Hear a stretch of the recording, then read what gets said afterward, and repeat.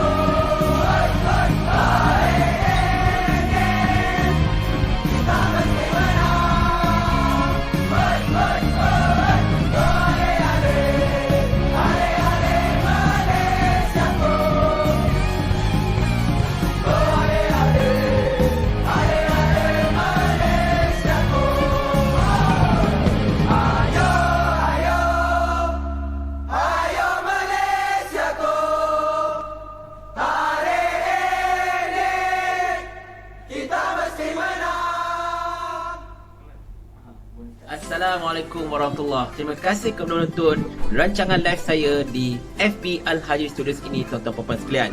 Jadi saya ingin minta jasa baik anda untuk yang pertamanya anda like dan follow page FB saya Al-Hajri Studios, dan juga anda subscribe serta tekan butang loceng untuk channel YouTube saya Al-Hajri Studios. Jadi segala jasa baik anda adalah sangat-sangat saya hargai, dan teruskan menonton perkembangan-perkembangan isu semasa dan juga pelbagai lagi bersama-sama dengan saya di Al-Hajri Studios. Terima kasih. Okey, bismillahirrahmanirrahim. Alhamdulillah, assalatu wassalamu ala rasulillah wa ala alihi wa sahbihi wa man walah, amma ba'. Subhanaka la ilma lana illa ma 'allamtana innaka antal alimul hakim. Rabbi shrah li sadri wa yassir li amri wahlul 'uqdatam min lisani yafqahu qawli. Bismillahillazi la yadurru ma ismihi syai'un fil ard wala fis sama' wa huwas samiul alim. Bismillahi tawakkaltu 'ala Allah wala haula wala quwwata illa billahil aliyil azim. Inna hadza larizquna malahu minafad. Allahumma a'inna ala zikrika wa syukrika wa husni ibadatik. Assalamualaikum warahmatullahi. Salam sejahtera. Apa khabar anda semua? First thing first, gambar dengan suara tally ke tak? Nak check dulu. Sekejap saya check sendiri.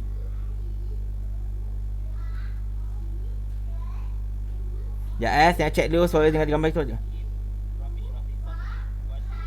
Okey, tally. Alhamdulillah. Gambar kita dan suara kita tally juga. Alhamdulillah, tak ada masalah. Syukur pada Allah Ta'ala. Perfect sikit malam ni. Okey, so apa khabar semua? Hari ini sidang parlimen yang pertama dan tempoh 25 hari telah pun berlangsung. Okey, ini persidangan pertama yang di mana persidangan parlimen kali ini akan berlangsung 25 hari. Tak straight, tapi yalah, ambil kira cuti dan sebagainya kan. Jadi insya-Allah akan berlangsung 25 hari sehinggalah ke 30 hari bulan Ogos insya-Allah. Okey. Jadi banyak cerita-cerita menarik yang kita boleh sembang pada malam ini. Banyak cerita-cerita yang boleh kita boleh ulas. Banyak perkara yang boleh juga kita parti-partikan. Kod-kod kalau ada benda yang menarik sebenarnya untuk kita bedah pada malam ini tuan-tuan puan-puan sekalian, insya-Allah. Alhamdulillah, gambar clear semua. Terima kasih. Yang pertama, macam biasa tuan-tuan puan-puan sekalian, saya minta jasa baik anda untuk tekan butang like dan juga share stream ini, sebarkan ke seluruh alam semesta, insya-Allah. Yang keduanya, untuk like dan follow FB page saya Al-Hajari Studios ini, dan juga channel YouTube saya Al-Hajari Studios juga. Dan yang paling penting, semua video saya sebarkan ke seluruh umat, insya-Allah. Baik. So, gambar clear, okey, malam ini sebenarnya Alhamdulillah saya telah menggunakan IV cam. Saya telah menggunakan handphone saya sebagai kamera, menggantikan webcam saya dalam usaha saya untuk akan datang tukar pada webcam lebih baik dan sebagainya. Dan kita menggunakan setting green screen macam biasa. InsyaAllah mudah-mudahan malam ini setting kita menjadi so far CPU kita pun cantik dalam 33%, 32%. So insyaAllah malam ini mudah-mudahan kita dapat live dengan sempurnanya. Mudah-mudahan Allah memberikan izin kepada kita, tuan-tuan sekalian. Baik. Tapi mula-mula sekali minta maaf lah kalau belakang tu ada banyak sangat suara yang bising, sebab ada customer datang, dia bawa budak-budak. Dan budak-budak tu kalau jumpa dengan anak aku, faham-faham lah apa cerita dia. Jadi kalau ada suara bising kat background tu, minta maaf lah ya. Baik tuan-tuan puan-puan sekalian, hari ini hari best.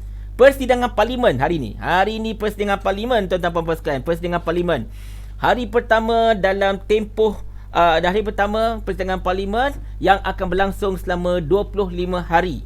Okey, tolak campur 25 hari sehinggalah ke 31 hari bulan 30 Ogos, 31 cuti bang.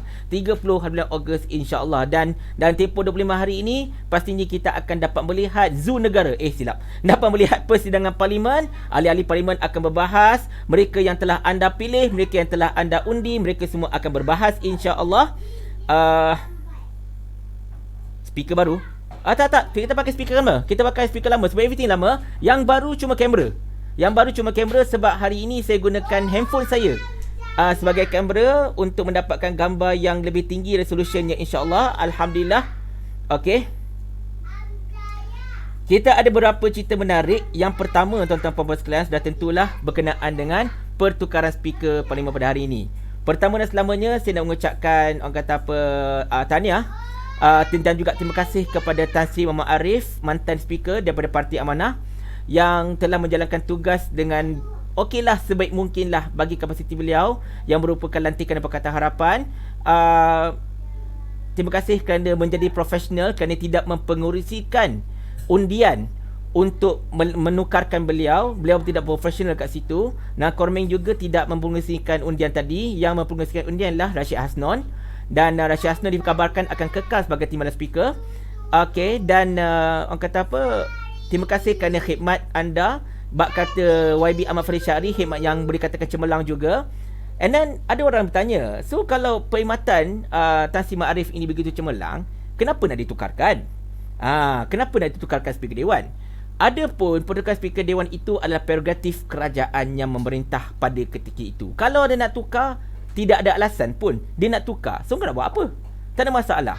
Nak tukar speaker dewan ni bukannya macam tukar speaker JKK dan sebagainya. Okey. Dia of course dia ada melalui macam-macam prosedur dan sebagainya, tetapi in the end of the day itu merupakan hak kepada kerajaan yang memegang pihak yang telah memegang kerajaan Malaysia tersebut. Itu hak mereka. So kalau mereka nak tukar, tak ada kata apalah. So kena terima sahaja, insya-Allah. Baik. Yang keduanya, kita nak ucapkan tahniah juga kepada Ad Harun kerana dilantik sebagai Speaker Dewan. Dan seriously, sehinggalah ke saat ini, saya masih lagi menyatakan ketidaksetujuan saya atas pelantikan Ad Harun. Okey. Saya menyatakan dengan jelas, saya tidak setuju Ad Harun dilantik sebagai Speaker Dewan. Benda itu tidak berubah. Tidak berubah sama sekali sebenarnya.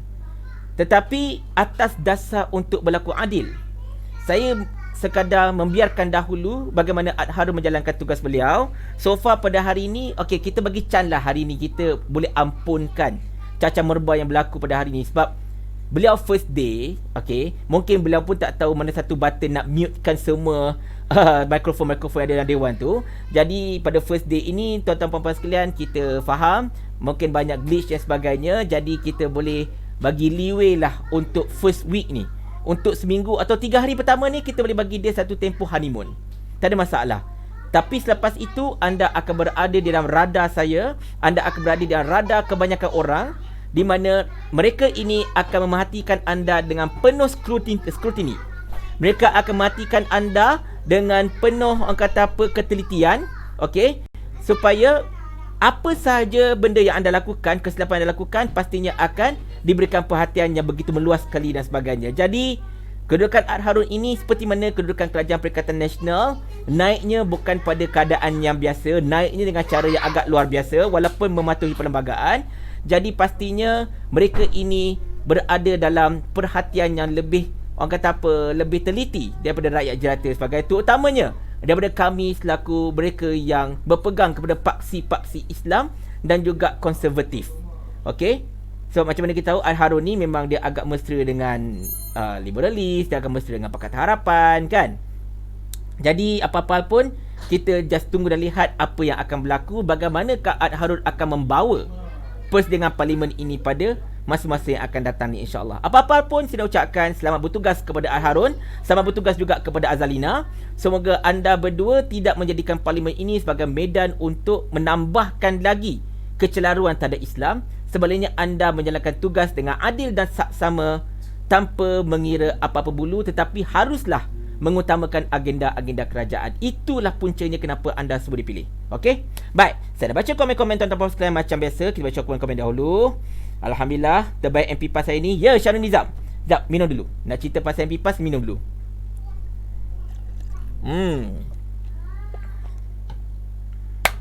Alhamdulillah. Baik. MP PAS hari ni 3 orang yang berucap.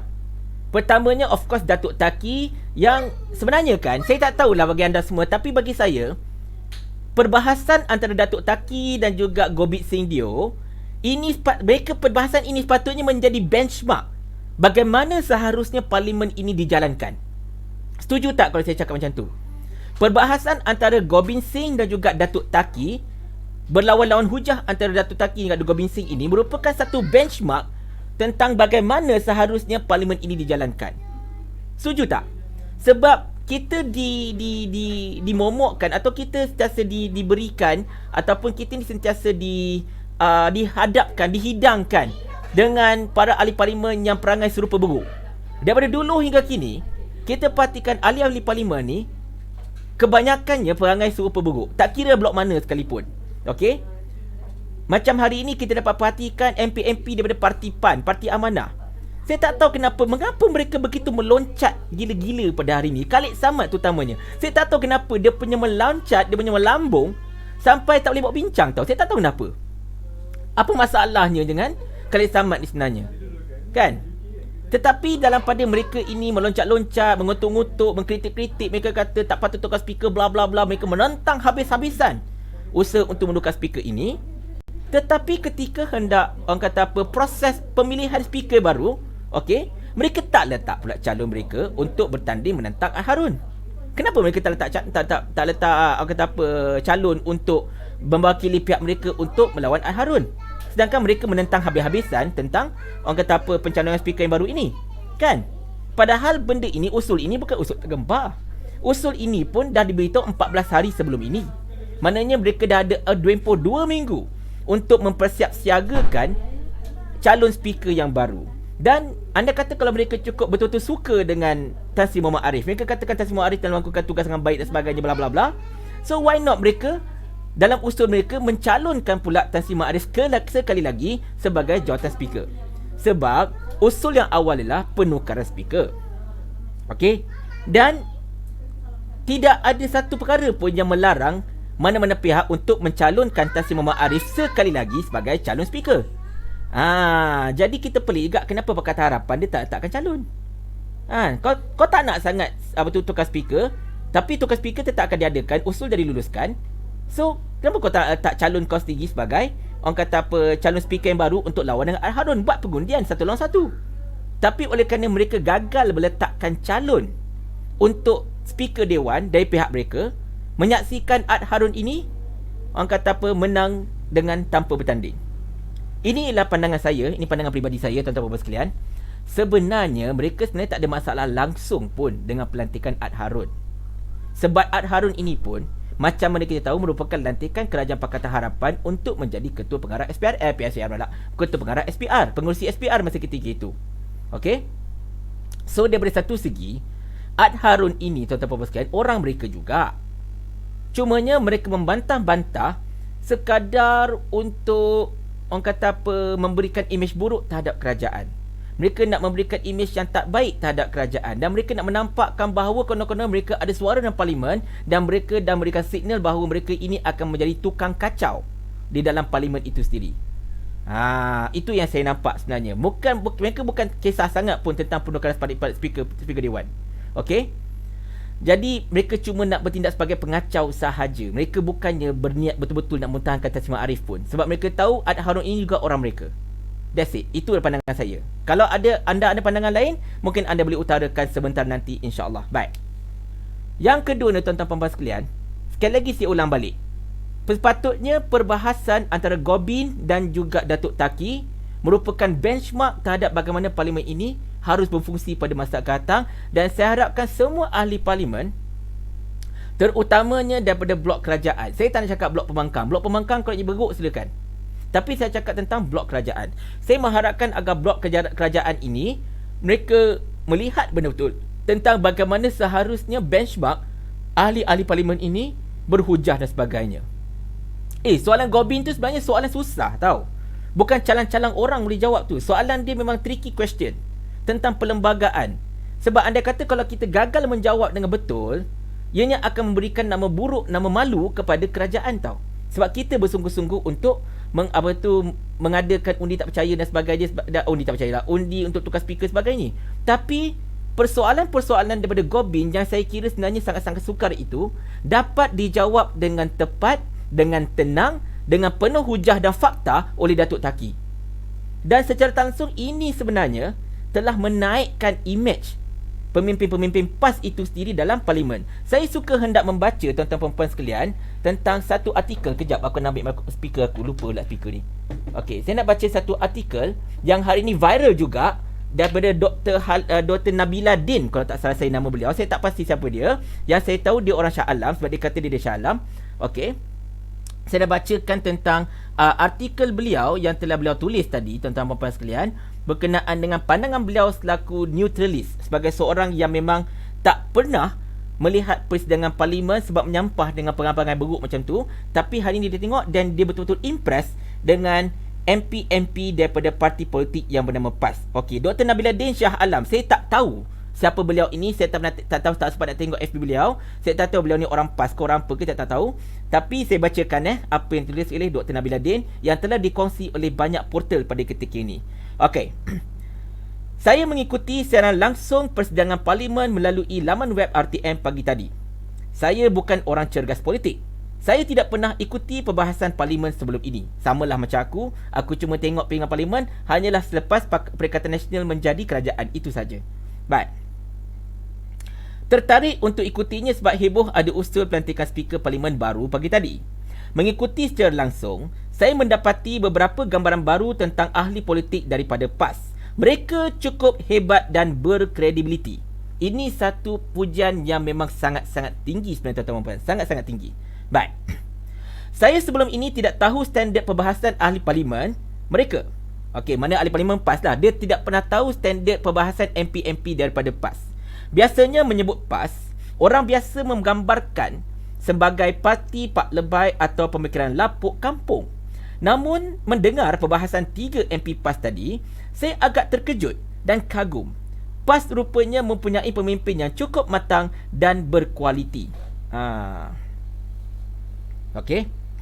Datuk Taqiyuddin bin Hassan, Menteri di Jabatan Perdana Menteri Hal Ehwal Undang-Undang contohnya, berbahas dengan rasional, tenang dan menggulung hujah kerajaan dengan baik berdasarkan fakta-fakta perlembagaan. Ini satu, orang kata apa, pandangan yang begitu menyeluruh tau sebenarnya kita nak cerita kat sini.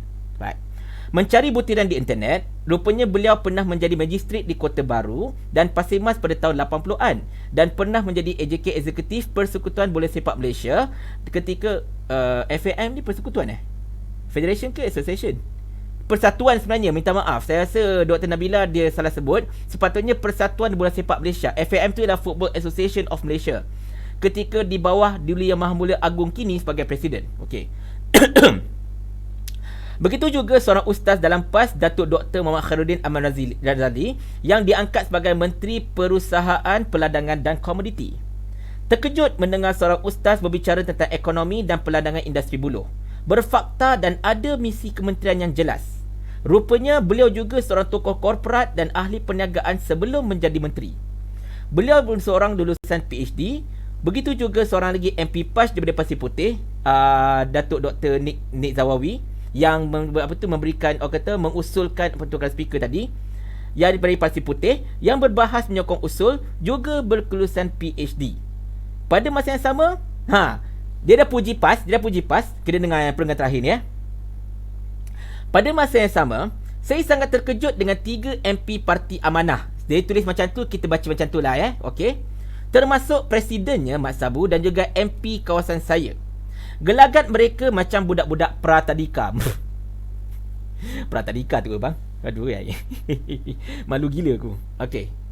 Perkataan bodoh dan sikap tidak ikut peraturan pesyuarat diperlakukan tanpa rasa bersalah. Apalah malang bagi negara kerana mereka sebelum ini terpampang di TV sebagai menteri. Weh, gila malu betul. Bila dia cakap macam ni baru aku terasa macam malunya. Serius. Alright. Sekurang-kurangnya bersikaplah profesional. Malulah kita sebagai orang Melayu dan Muslim.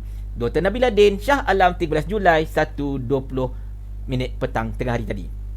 Saya tertarik nak ulas tentang perenggan terakhir, iaitu berkenaan dengan mereka ini. Okey, Mat Sabu dan juga Khalid Samad dan juga Mahfuz Omar, 3 orang ni 3 orang ni tadi. Mereka ini memang terpampang sebagai Menteri Kerajaan Pakatan Harapan satu ketika dahulu. Menteri dan juga Timbalan Menteri. Okey, Mat Sabu sebagai Menteri Pertahanan. Menteri Pertahanan ni Menteri Kanan tau. Khalid Samad sebagai Menteri Wilayah Persekutuan. Dan Mahfuz Omar pula aku lupa, oleh kerana dia tak popular sangat, so aku lupa dia jawatan apa satu ketika dahulu. Tetapi bila mereka jadi pembangkang dan mengeluarkan hujah seperti itu, orang melihat tau, ini orang dalam negara. Kalau orang luar tengok pun, ini ke dulu yang pernah jadi menteri dalam kerajaan Malaysia. Weh, gila malu bang. Seriously malu. Bukan kaleng-kaleng pun malu ni masalahnya. Sebab orang yang dahulunya jadi menteri, rupanya Cokia ni rupanya jadi menteri. Teguknya standard Malaysia sama macam tu sekali tu tak. Berbeza dengan menteri-menteri daripada PAS. Saya tak nak sebut tentang menteri-menteri daripada UMNO yang berpengalaman menjadi menteri. Okey, saya tak nak sebut tentang orang-orang yang bersatu yang menteri yang juga berpengalaman sebagai menteri. Saya nak sebut tentang MP PAS yang selalu dianggap sebagai parti yang tidak berpengalaman dalam parlimen, yang tidak diyakini untuk memerintah. Kerana apa? Kerana kita tidak ada pengalaman, tidak ada seorang pun ahli parlimen, ahli parlimen kita ini pernah menjadi menteri dan sebagainya. Okey? Tetapi berdasarkan kepada apa yang ditonjolkan oleh MP-MP PAS pada hari ini, ternyata sebenarnya kita dah lama dah bersedia untuk menjadi kerajaan. Walaupun kita tak pernah ada pengalaman, but kita ada kesediaan tersebut. Kita memang dah bersedia untuk menjadi kerajaan sebab kita memang study apa yang kita buat. Kita bukan sekadar menjadi menteri kerana tempelan, okey tak apalah orang PAS kita bagi dia menteri. Tak ada. Kita jadi menteri sebab memang kita ada kepakaran dalam bidang tersebut. Walaupun kita lihat Ustaz Tuan Ibrahim pernah dipelekehkan oleh Iswadi Murni sebagai orang yang tidak tahu berbahasa Inggeris, jadi macam mana nak jadi Menteri Alam Sekitar. Tetapi terbukti Ustaz Tuan telah menjalankan tugas dia dengan boleh katakan agak impeccable. Okey? Segala terma-terma tentang alam sekitar dan sebagainya, Ustaz Tuan memang mendalami dengan baik. Dan Kementerian Alam Sekitar di bawah teraju Ustaz Tuan, kita lihat betul-betul proaktif. Sangat-sangat proaktif. Bukan kita tak pernah tengok Kementerian Alam Sekitar sama ni, tapi Kementerian Alam Sekitar ni, dia macam Persatuan Alam Sekitar dekat sekolah. Macam tak ada apa-apa usaha pun. Setakat tanam pokok, setakat sabuh sampah, setakat cerita tentang rumput, itu sahaja. Tetapi di bawah Ustaz Tuan, kita bercerita tentang indeks kualiti udara. Kita bercerita tentang keracunan arsenik dekat udara. Kita bercerita tentang kandungan dengan air sisa kumbahan. Kita bercerita tentang logistik sana. Banyak isu benda-benda yang selama ini saya sendiri pun tak pernah dengar daripada segi alam sekitar. Kita dengar daripada Menteri Alam Sekitar sekarang ini. Kita nampak begitu dia buat kerja dengan penuh homework. Bukan sekadar tempelan. Macam disebutkan oleh Dr. Nabila, Dr. Khairuddin Ahmad Razali At-Takiri sebagai seorang Menteri Komoditi, beliau tahu apa yang beliau buat. Ketika perbahasan tadi, ketika diasap oleh Dr. Hatta Ramli, ya, yang saya tak tahu dia tanya soalan ke bagi cadangan, saya tak pasti. Okey. Yang memperlekehkan tentang industri buluh. Konon-kononnya dulu kita kutuk Teresa Kok pasal buluh, sekarang kita buat pasal buluh. Benda yang patutnya hanya diutarakan oleh Mahadam Acai, tapi diutarakan balik oleh Dr. Hatta Ramli tadi. Tapi Dr. Khairuddin menjawab dengan cantik. Dia kata, bagi kami, bagi kementerian sekarang ini, industri sawit perlu diperkasakan, industri buluh perlu diperkasakan. Maksud kat sini lah, sawit ada orangnya, biar dia settle sawit. Buluh ada orangnya, biar orang tu settle buluh. Kita tak minta orang yang tanam sawit untuk tanam buluh. Itu beza antara dia dengan seputih. Dan beliau telah study betul-betul tentang keabsahan, ataupun beliau telah study tentang potensi industri buluh ini. Beliau tahu pada tahun 2018-2019 industri buluh dekat negara ini mengalami kemerosotan yang sangat-sangat ketara. Walaupun menteri sebelum ini mencadangkan agar pedagang sawit menanam buluh. Beliau nampak semua tu dan beliau telah bentangkan dekat parlimen. Penuh fakta, penuh nombor, penuh data. Itu satu perkara yang sangat-sangat kita banggakan sebenarnya. Tentang Datuk Taki, tak payahlah kita sembang tentang Datuk Taki lebih-lebih, kerana kita tahu beliau memang sangat-sangat berkebolehan dan sangat-sangat berupayaan. Kiranya meletakkan Datuk Taki sebagai Menteri Undang-Undang ni, kalau ikutkan, ibarat orang kata sirih pulang ke gagang lah ayat dia. Meletakkan orang ini memang betul-betul ke tempat dia. Memang betul-betul tempat dia. Jadi apa-apa hal pun saya mengucapkan jutaan tahniah kepada MP-MP PAS yang pada hari ini telah menjalankan tugas anda dengan penuh profesional, dengan penuh terbaik lah, sehingga membuka mata rakyat tentang betapa berkualitinya para MP daripada PAS ini. Tuan-tuan puan-puan sekalian, tahniah saya ucapkan, dan teruskan usaha yang baik insya-Allah ini, insya-Allah, supaya pada masa-masa yang akan datang rakyat dapat lihat PAS bukan sekadar sebuah parti yang hanya bercerita tentang agama, tetapi PAS sebenarnya telah bersedia untuk menjadi beacon, sebagai satu harapan kepada rakyat Malaysia ini untuk menyaksikan sebuah kerajaan, sebuah negara yang diterajui oleh kerajaan yang benar-benar profesional. Okey? Itulah kisahnya. Baik, kita minum jap.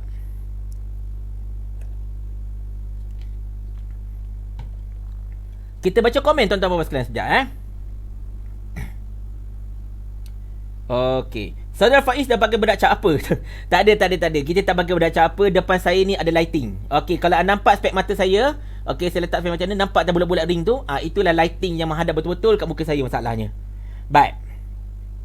Cuma ada nampak lighting image kat mata, tak boleh buat apa sebab saya pakai spek mata. Oleh kerana itu, apa sahaja yang terpancar dekat depan saya ini akan memantul dekat spek. So itu tak boleh buat apalah. Okey. Tapi akan datang mungkin saya akan cuba dapatkan spek yang anti glare insya-Allah, so that dia tak ada nampak sangat lighting tu ke muka. Baik. Okey. Oh, Ustaz Najahan pun tengok. Masya-Allah, Ustaz Najahan Syahir. Orang kuat PAS Gombak, luar biasa Ustaz. Okey. Pasir Gudang lain sangkut-sangkut. Oh, ada delay Ada delay. Kejap kita tengok jap ada delay. Kita tengok ada delay. Kejap ya, tengok ada delay ke tak. Saya buka balik saya punya live. Sekejap ya tuan-tuan sekalian. Okey, kalau ada delay minta maaf sebab kita menggunakan IV cam dan laptop kita belum sempat nak upgrade kepada 8GB RAM. Saya nak upgrade tadi tapi tak sempat. Okey.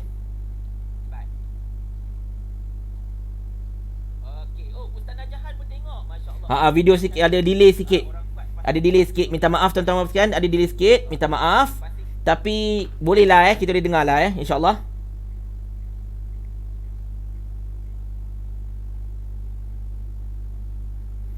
Okey.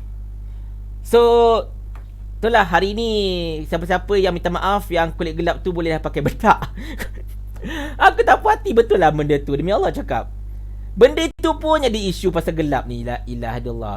Lainlah kalau yang mengutuk bab gelap tu orang dia cerah. Dan tapi masalah yang mengutuk bab gelap tu orang tu pun gelap juga. So yang kau nak mengamuk sangat pasal gelap tu kenapa? Benda-benda yang picis tu tak. Benda-benda yang picis. Kiss and make up je lah. Apa masalahnya? Allahu Akbar. Memang lawak gila tu tak. Benda pasal bedak pun, pasal kulit gelap pun nak jadi satu isu besar dekat parlimen. Kenapa? Apa masalahnya? Aduh, pelik-pelik tu lah ni. Inilah kualiti MP-MP kita tuan-tuan sekalian. Ini kualiti MP kita. Okay, video kembali okey.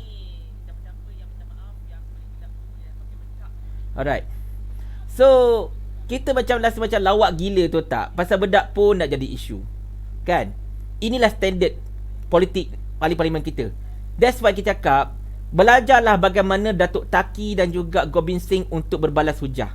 Itu baru betul kualiti. Rakyat mendambakan politik yang seperti itu. Bukan politik yang setakat menjegit, bodoh, tak berkesudahan. Tak ada. Dia tak nak macam tu. Baik. Okey. Syarul Nizam Muda Syarul, kenapa tuan tak setuju? Saya assume Syarul Nizam tanya saya soalan kenapa saya tak setuju Ad Harun dilantik. Okey, pertamanya kerana dia punya selama ini, okey, kerana pegangan peribadi beliau lah. Maksudnya beliau ni agak mersa dengan liberal. Beliau juga orang kata apa pernah juga mempelikirkan rakyat Kelantan. Beliau pernah mempelikirkan PAS. Beliau orang kata apa, senang cerita lah, beliau bagi saya tidak pantas untuk menjadi speaker Dewan bagi mewakili sebuah kerajaan yang teras dia adalah Melayu Islam. Dia tidak pantas mewakili kerajaan Melayu Islam sebagai speaker Dewan. Itu pada pandangan saya. Tetapi apa-apa hal pun, sekadar untuk berlaku adil, saya membenarkan ataupun saya membiarkan Ad Harun ini buat kerja dia dulu. Kita tengok macam mana dia buat kerja dia. Tengok macam mana keadaan dia, insyaAllah. Baik.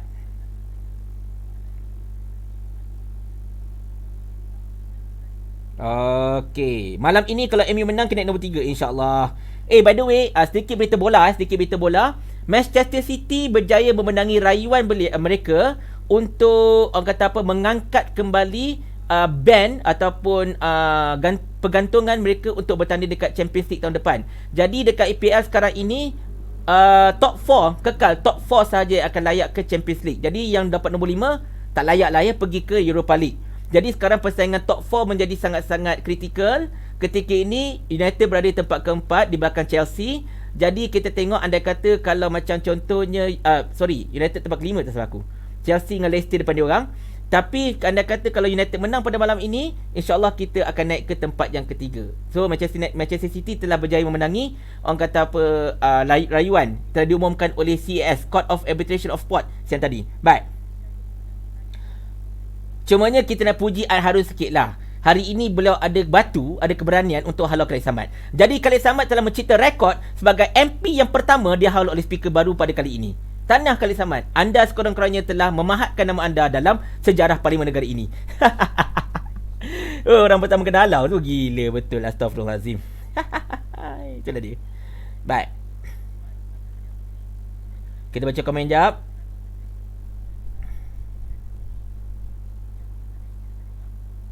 Betul ni Abdullah, sokong antara Datuk Taki dan Gobind Singh baru betul. Two-way communication yang berkesan. Kita perlukan macam ni tau. Macam let's say, kalau korang pernah tengok tak perbahasan dekat Parlimen Britain. Kita tak nak dekat US ni kadang caca berbasket. Kita nak tengok Parlimen Britain. Diorang punya parlimen tak besar macam Parlimen Malaysia. Parlimen diorang ini, kalau siapa-siapa pun bahas, dia akan pergi ke depan. Pergi ke depan, ada satu table untuk bahas, dia akan bahas dia berteman macam tu. Dia bukan berbahas di meja dia, dia akan pergi depan, dia akan berbahas, pam, dapat keputusan, settle. Setengah jam bagi masa untuk berbahas. Memang best tau kalau kita tengokkan perbahasan antara MP-MP dekat Britain ni, nampak profesional mereka, dan mereka macam mana keadaan sekalipun, mereka memang akan tembak tanpa attack peribadi, tidak menggunakan perkataan-perkataan yang buruk dan sebagainya. So bagi saya itu satu benchmark. Kita nak cerita tentang kita ni mengamalkan mengamalkan perlembagaan Westminster. Perlembagaan Westminster ini berasal daripada England, tetapi kita punya perbahasan tak berkualiti macam itu.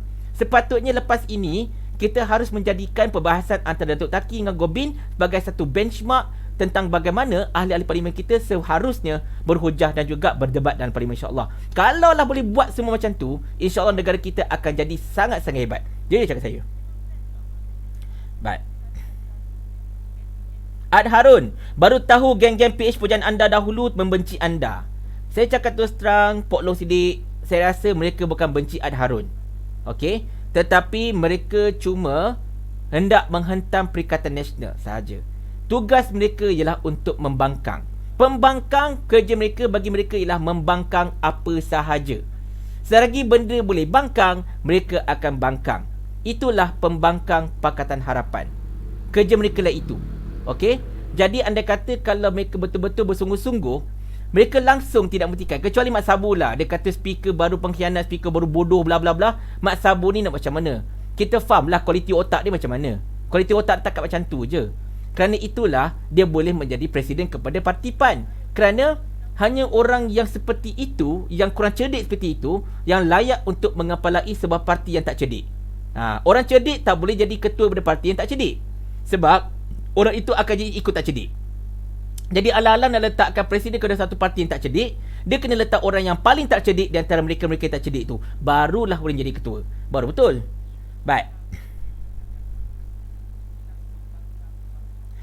Syok sendiri ustaz-ustazlah menipu, puji macam nak kena keji, fitnah ke punah. Okey, Syahid AHD, saya tak pasti dia marahkan sebab apa, tapi apa yang saya cakap pasal MP PAS ini bukan saya sahaja parti, ramai lagi yang telah mematikan pagi tadi dan ramai yang telah memberikan ulasan-ulasan mereka. Dan kebanyakan mereka inilah mereka yang tidak menunjukkan kecenderungan menyokong parti mana-mana. Saya hanya ikut pandangan-pandangan mereka ini. So kalau anda suka, silakan. Anda tak suka, boleh jalan. Itu saja. Baik.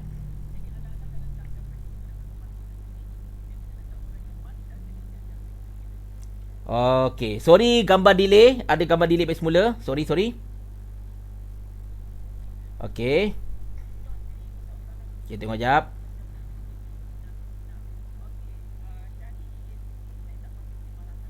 Okey. Kerajaan pintu belakang, speaker ke pintu belakang. Okey, Joanne Howe. Lantikan ketua wanita PKR pun pintu belakang juga kan? Sebab Fuzia Saleh ni kalah pemilihan. Tapi dia dilantik sebagai ketua wanita PKR. Sepatutnya ada orang lebih kanan berbanding dengan beliau, tetapi tak dilantik sebagai ketua wanita. Yang dilantik oleh Fuzia Saleh. Yang dilantik ialah Fuzia Saleh. Jadi rasa-rasanya Fuzia Saleh pun lantikan pintu belakang jugalah kan dalam PKR. So kalau itu pun pintu belakang, so anda tak sembah lah tentang pintu belakang. Okey.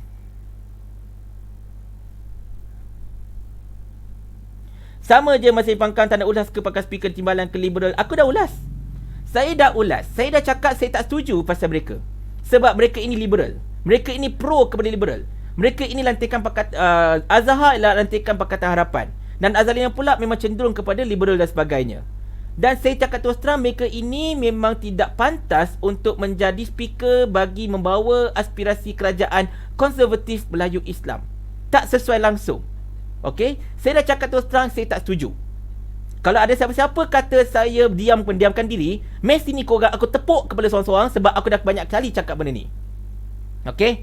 Tetapi atas dasar keadilan, saya memberikan ruang kepada Ad Harun dan juga Azalina untuk menjalankan tugas mereka dahulu. Saya bagi peluang. Tak apa, aku tak setuju kau lantik, tapi kau dah dilantik, aku tak boleh buat apa. So sekarang ini aku bagi peluang untuk korang jalankan tugas-tugas korang. Itu saja. Alright. Mahfuz rasanya Timbalan Menteri Semua Manusia. Ya, betul. Betul. Terima kasih kena ingatkan. Baik. Acik Nurul, Dr. Khairuddin masa awal-awal jadi menteri ada wawancara dekat Awani. Memang nampak beliau faham job scope dan portfolio yang dia pegang. Ayat cantik, tersusun dan yakin. Betul. Beliau buat homework. Okey. Wahid Syahran, Allah yang maha berkuasa, dia lebih tahu dari kita semua. Dia sebaik-baik perancang. Dia menguji kita untuk melihat tiada lebih hebat daripadanya. Betul.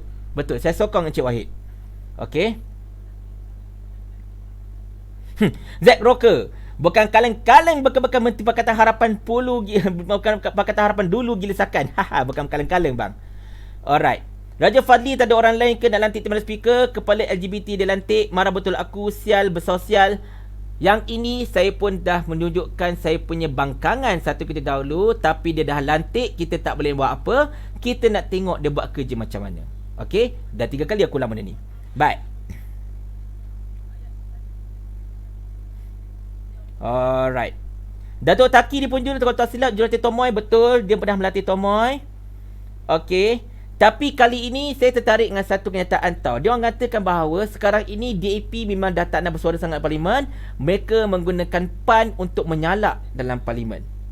So mereka tahu kalau mereka bagi orang-orang DAP juga menyalak dalam parlimen, credibility PPP akan makin jatuh. So alang-alang dia biarkan PAN sahaja menyalak dalam parlimen. So alang-alang kalau orang kutuk MP yang tak berkualiti, MP yang bodoh, MP yang langsung tak bagus, orang akan kutuk MP-MP PAN. Dan DAP pula, percaya cakap saya, mereka akan berhujah dengan orang kata apa, penuh sistematik selepas ini. Tak seperti PAN. PAN ni kiranya bakal dijadikan macam joker je lah dalam parlimen bagi pihak pembangkang. PAN inilah joker saja. Okey? Baik. Video saya delay. Minta maaf, video saya delay. Sebab saya tak sempat nak, orang kata apa, nak betulkan dia punya prefix. Tapi delay tak jauh lah. Alhamdulillah taklah macam semalam. Semalam tu sangat delay dia. Tapi yelah, ini percubaan kita untuk menggunakan kamera sebagai AV cam. Lepas ni kita akan baiki insyaAllah. Minta maaf atas segala kekurangan. Baik. Bawa spotlight sendiri kalau gelap. Kau ngajar betul lah. Weh, aku pun gelap tau. Kau jangan. Faiz tak pakai bedak ke? Jangan lupa besok bawa bedak cap ular bagi ke MP tu. Ya Allah, ini kisah bedak je kan. Ini bedak laku betul. Lepas ni Forever Living tolong keluarkan bedak. Senang aku nak promote. Itulah kisahnya. Tapi kalau MP baling, tarik balik dan mohon maaf, rasa lagi nampak ikhlas. Saya rasa benda ni benda kecil lah sebenarnya. Benda kecil. Bab gelap ni sebenarnya benda kecil. So tak payahlah kita nak terlampau kecohkan sangat pasal gelap tak gelap whatever dia kan. Sebab orang gelap kutuk orang gelap. So jawapannya gelap juga. Jadi benda kecil hal. Cuma dibesar-besarkan. Tu je, benda kecil hal. Okey.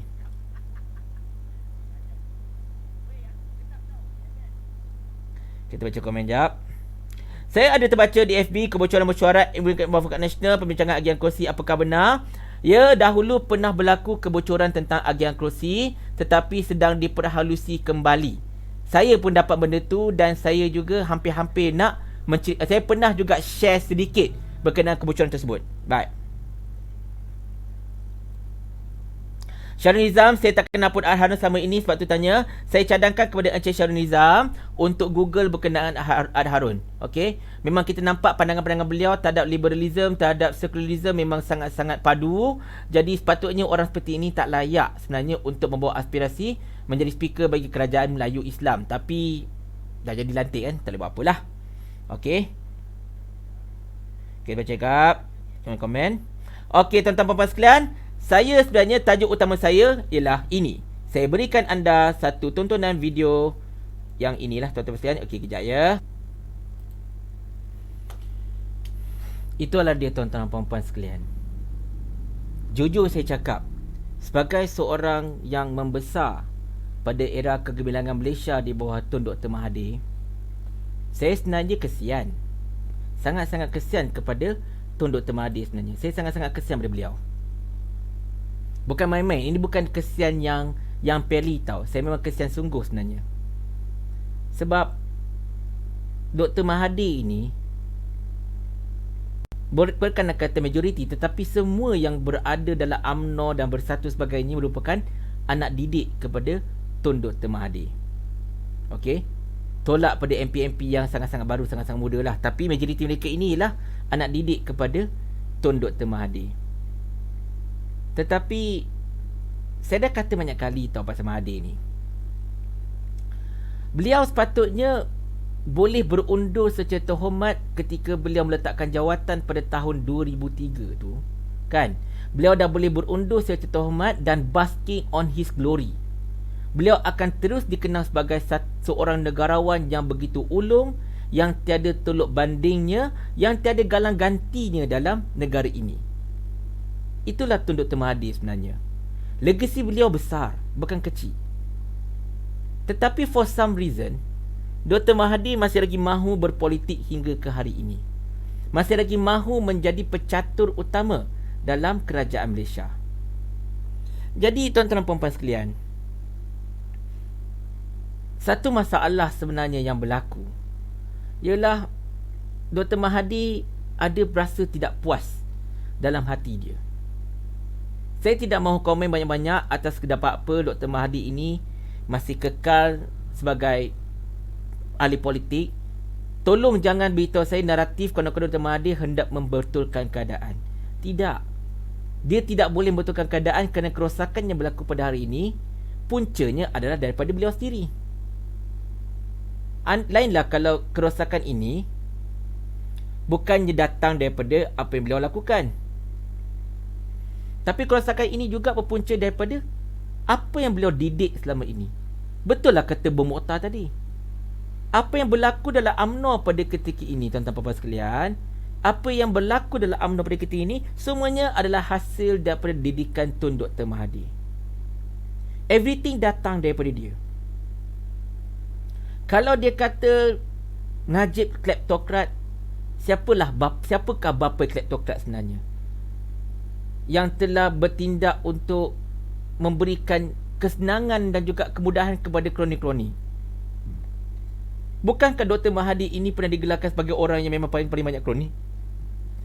Bukankah Anwar Ibrahim pernah menggelarkan Dr. Mahathir ini sebagai Raja Kronisma dan sebagainya? Jadi anda kata kalau dimarahkan Najib kerana ada kroni dan sebagainya, Dr. Mahathir juga punya kroni. Dia yang didik benda tu.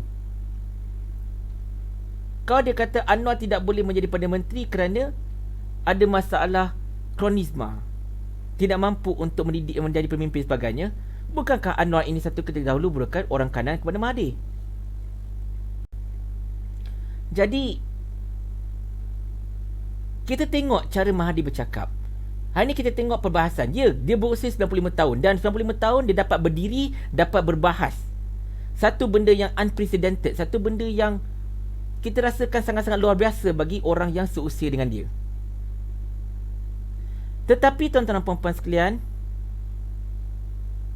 kita nampak Dr. Mahathir ini dia seorang tua dah sangat-sangat. Sebutan beliau dah tak lancar macam dulu.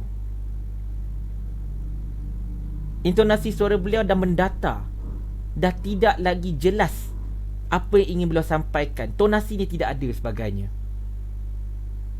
Tolong jangan memberikan naratif konon-kononnya tengok Dr. Mahathir masih lagi kuat. Tidak, hakikatnya beliau dah tak kuat. Bila saya melihat Dr. Mahathir bangun untuk berbahas, saya tidak berasa kagum. Sebaliknya saya berasa sangat-sangat kesian. Lebih-lebih lagi apabila beliau telah dihentam kiri, kanan, depan dan belakang oleh mereka yang satu ketika dahulu merupakan anak didik Tun Mahathir itu sendiri. Kesian. Memang sangat-sangat kesian.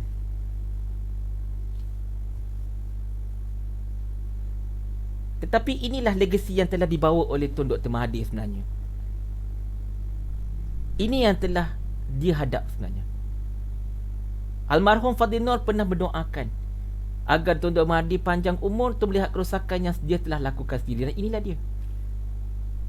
Dia telah menerima bahana kerosakan yang dia sendiri telah canaikan satu ketika dahulu. Kesian tu tak boleh tengok orang tua tu diperlakukan macam tu. Tapi kita tak boleh salahkan MP-MP UMNO untuk hentam dia balik. Sebab hakikatnya beliau yang minta untuk dihentam macam tu. Saya dah banyak kali sebut, dalam dunia perbahasan, dalam dunia perdebatan, no such thing as menghormati orang yang lebih tua sebenarnya. Sebab bila kita berada dalam dunia debat, ketika kita berbahas, ini adalah hanya A lawan B. Aku lawan dengan engkau. Irrespective of your age, irrespective of your situation, your position, right now it's only about you and me. Uno man uno. Satu lawan satu. So tidak timbul persoalan MP-MP UMNO itu bersikap kurang hajar terhadap orang tua. Tidak. Dia yang mengundang benda tu. Even saya tidak berada di tempat bom. Saya tidak berada di tempat ahli-ahli parlimen UMNO tadi. Tetapi anda katalah kalau saya berada di tempat ahli-ahli parlimen UMNO tadi, mendengar hujah Tun tadi, saya cakap terus terang sangat-sangat mudah untuk saya patahkan. Minta maaf cakap, bukan nak belagak tak, tapi sangat-sangat mudah untuk dipatahkan. Tun kata dia tak nak bekerjasama dengan UMNO sebab UMNO kena hijack. Kita nak tanya juga, orang yang dia tuduh hijack UMNO itu, bukankah dia sendiri yang lantik sebagai ketua UMNO? So sebagai dia ketua UMNO, so suka hati dah buat UMNO tu ke arah mana dia nak. Dia lah ketua, kau nak buat macam mana? Melainkan kalau dia masih lagi ketua UMNO pada ketika itu, sebagai presiden UMNO, dan kemudian tiba-tiba datang Najib buat rampasan kuasa, hijack UMNO betul-betul. Itu baru betul namanya hijack. Tapi ini bukan hijack. Inilah proses biasa. Tun dah tak ada kuasa. Yang jadi presiden UMNO ialah Najib. So kalau Najib nak bawa UMNO ke arah cara dia sendiri, itu hak Najib. Seandainya kalau perwakilan tak sukakan Najib kerana dia bawa UMNO itu ke jalan yang tak betul, then perwakilan boleh bertindak untuk menyingkirkan Najib dan sebagainya. Pulangkan balik perwakilan. Dan saya pun juga boleh jawab kepada Tun, bukankah Tun yang telah mewujudkan UMNO baru ini menggantikan UMNO yang asal?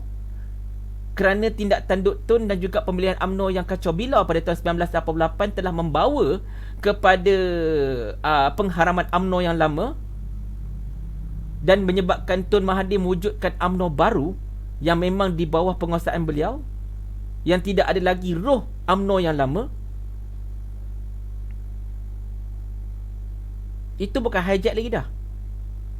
Itu ibarat pemilik Wimbledon membubarkan Wimbledon dan mewujudkan MK Dons. Macam tu lah kiranya. Dan lepas tu claim MK Dons ialah Wimbledon yang asal. Tak betul benda tu.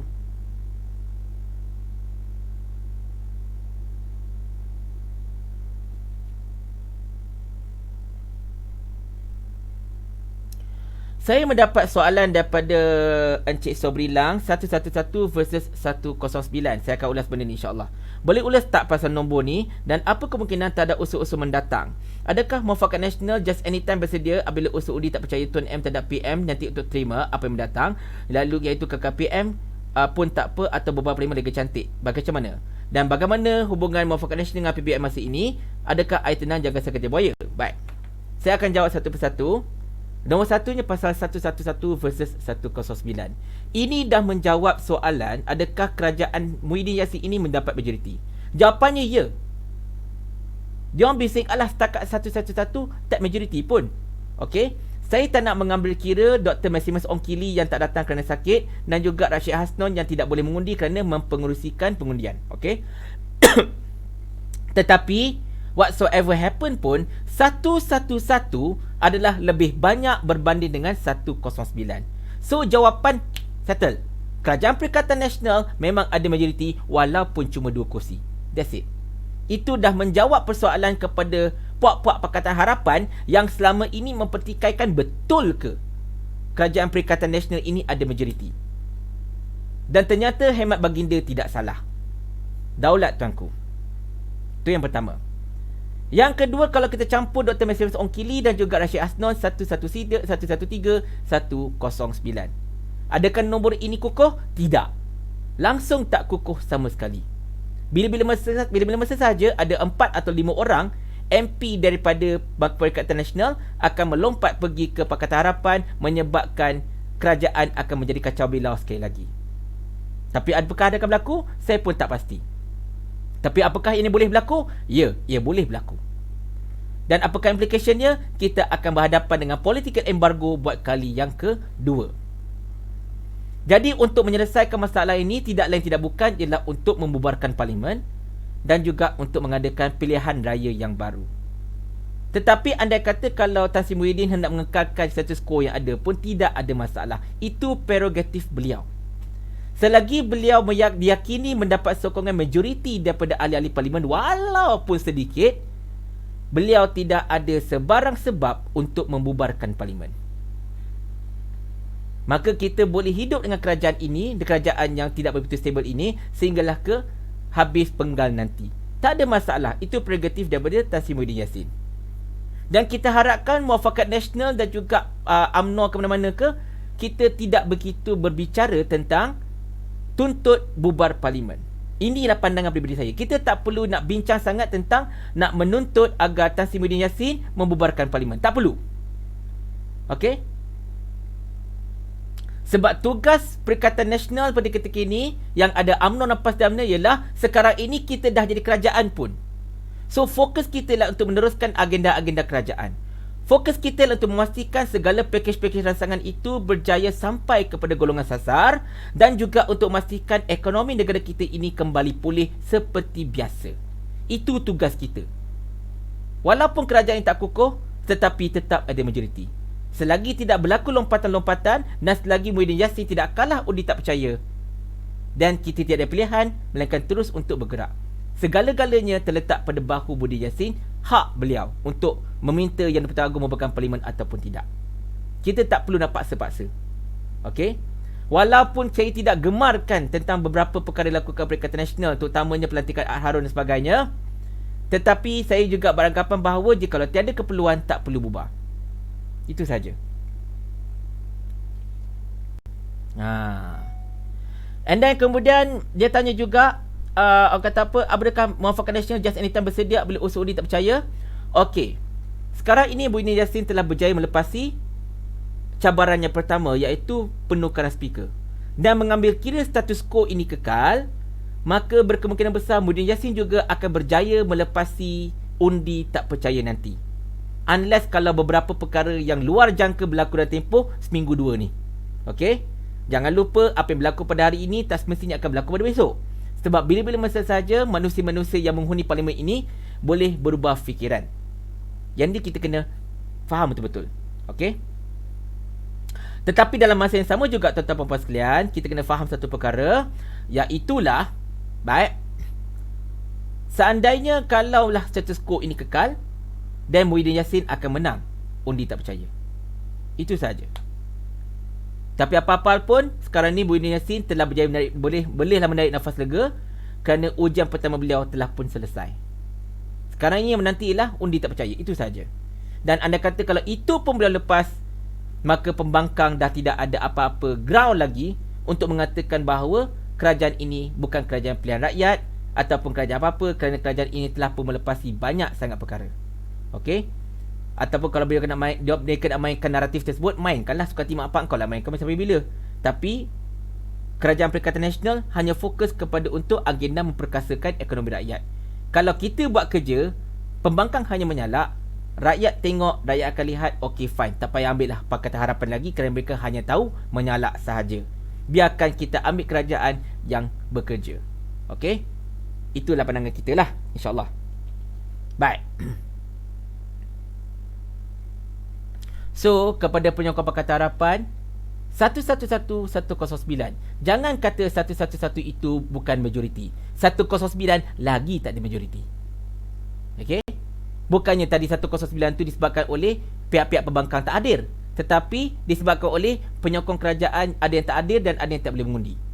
So whatsoever happen, orang cakap Pakatan Nasional ada majoriti. So tak payahlah nak memainkan naratif-naratif tersebut. Kita parti banyak sangat orang hari ni mainkan naratif konon-kononnya 111 ini bukan majoriti sebab majoriti Dewan lah 112.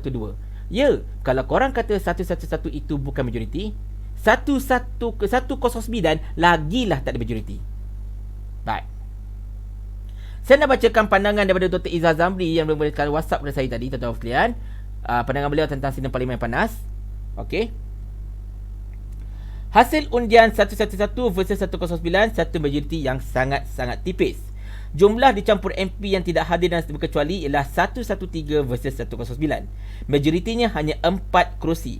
Maka kerajaan adalah sangat tidak stabil. Okey, kita setuju kita cakap tadi.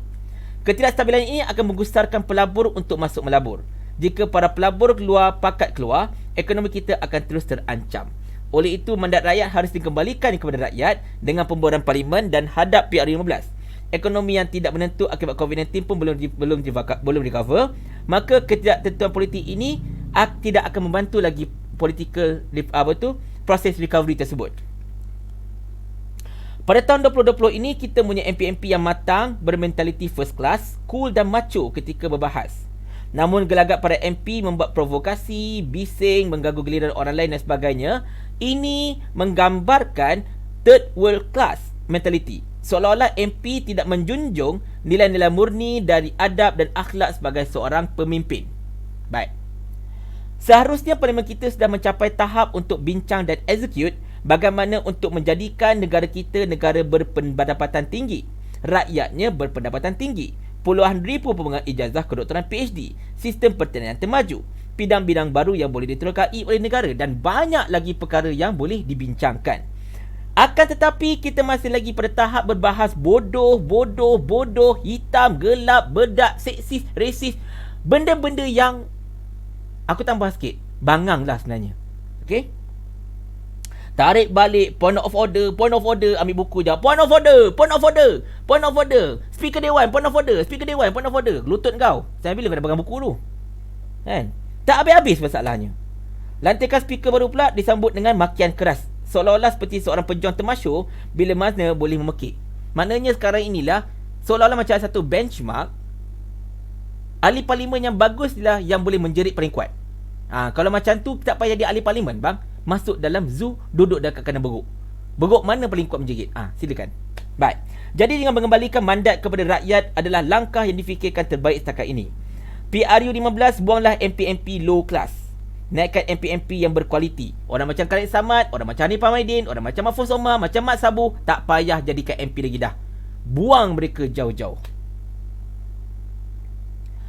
Pada PRU15 nanti belum tentu kita akan bebas daripada apa yang kita sedang hadapi ini, tetapi dengan PRU15 kita ada peluang untuk melakukan perubahan ke arah yang lebih baik. Alright. Itu pandangan Dr. Izzah Zamri. Dan untuk menjawab soalan daripada soalan daripada Allahumma salli ala Muhammad daripada Encik Sobri tadi, saya nak buka satu update, satu sumber dalaman saya buka je sumber dalaman. Jap, mana kau ni? Ni dia. Okey.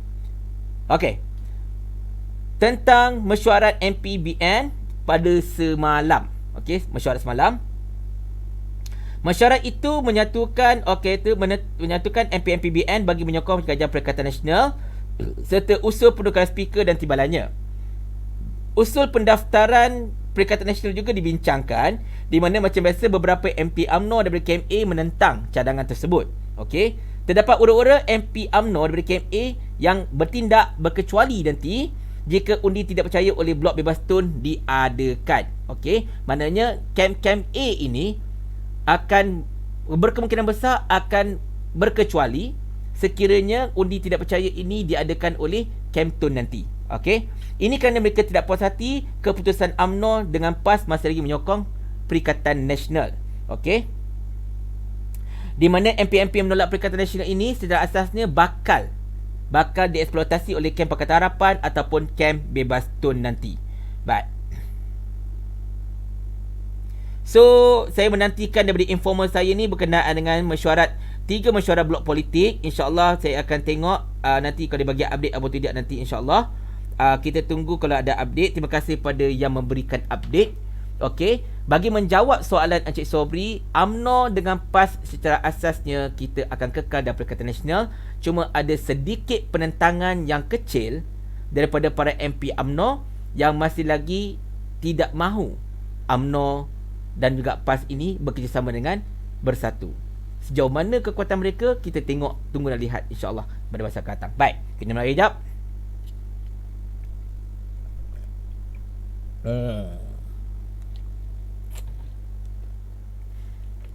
Kita baca komen-komen sekejap tuan-tuan sekalian. Baik. Nora Bakri, Assalamualaikum warahmatullahi tuan. Maaf lambat bukan bagi. Tak apa, tak masalah.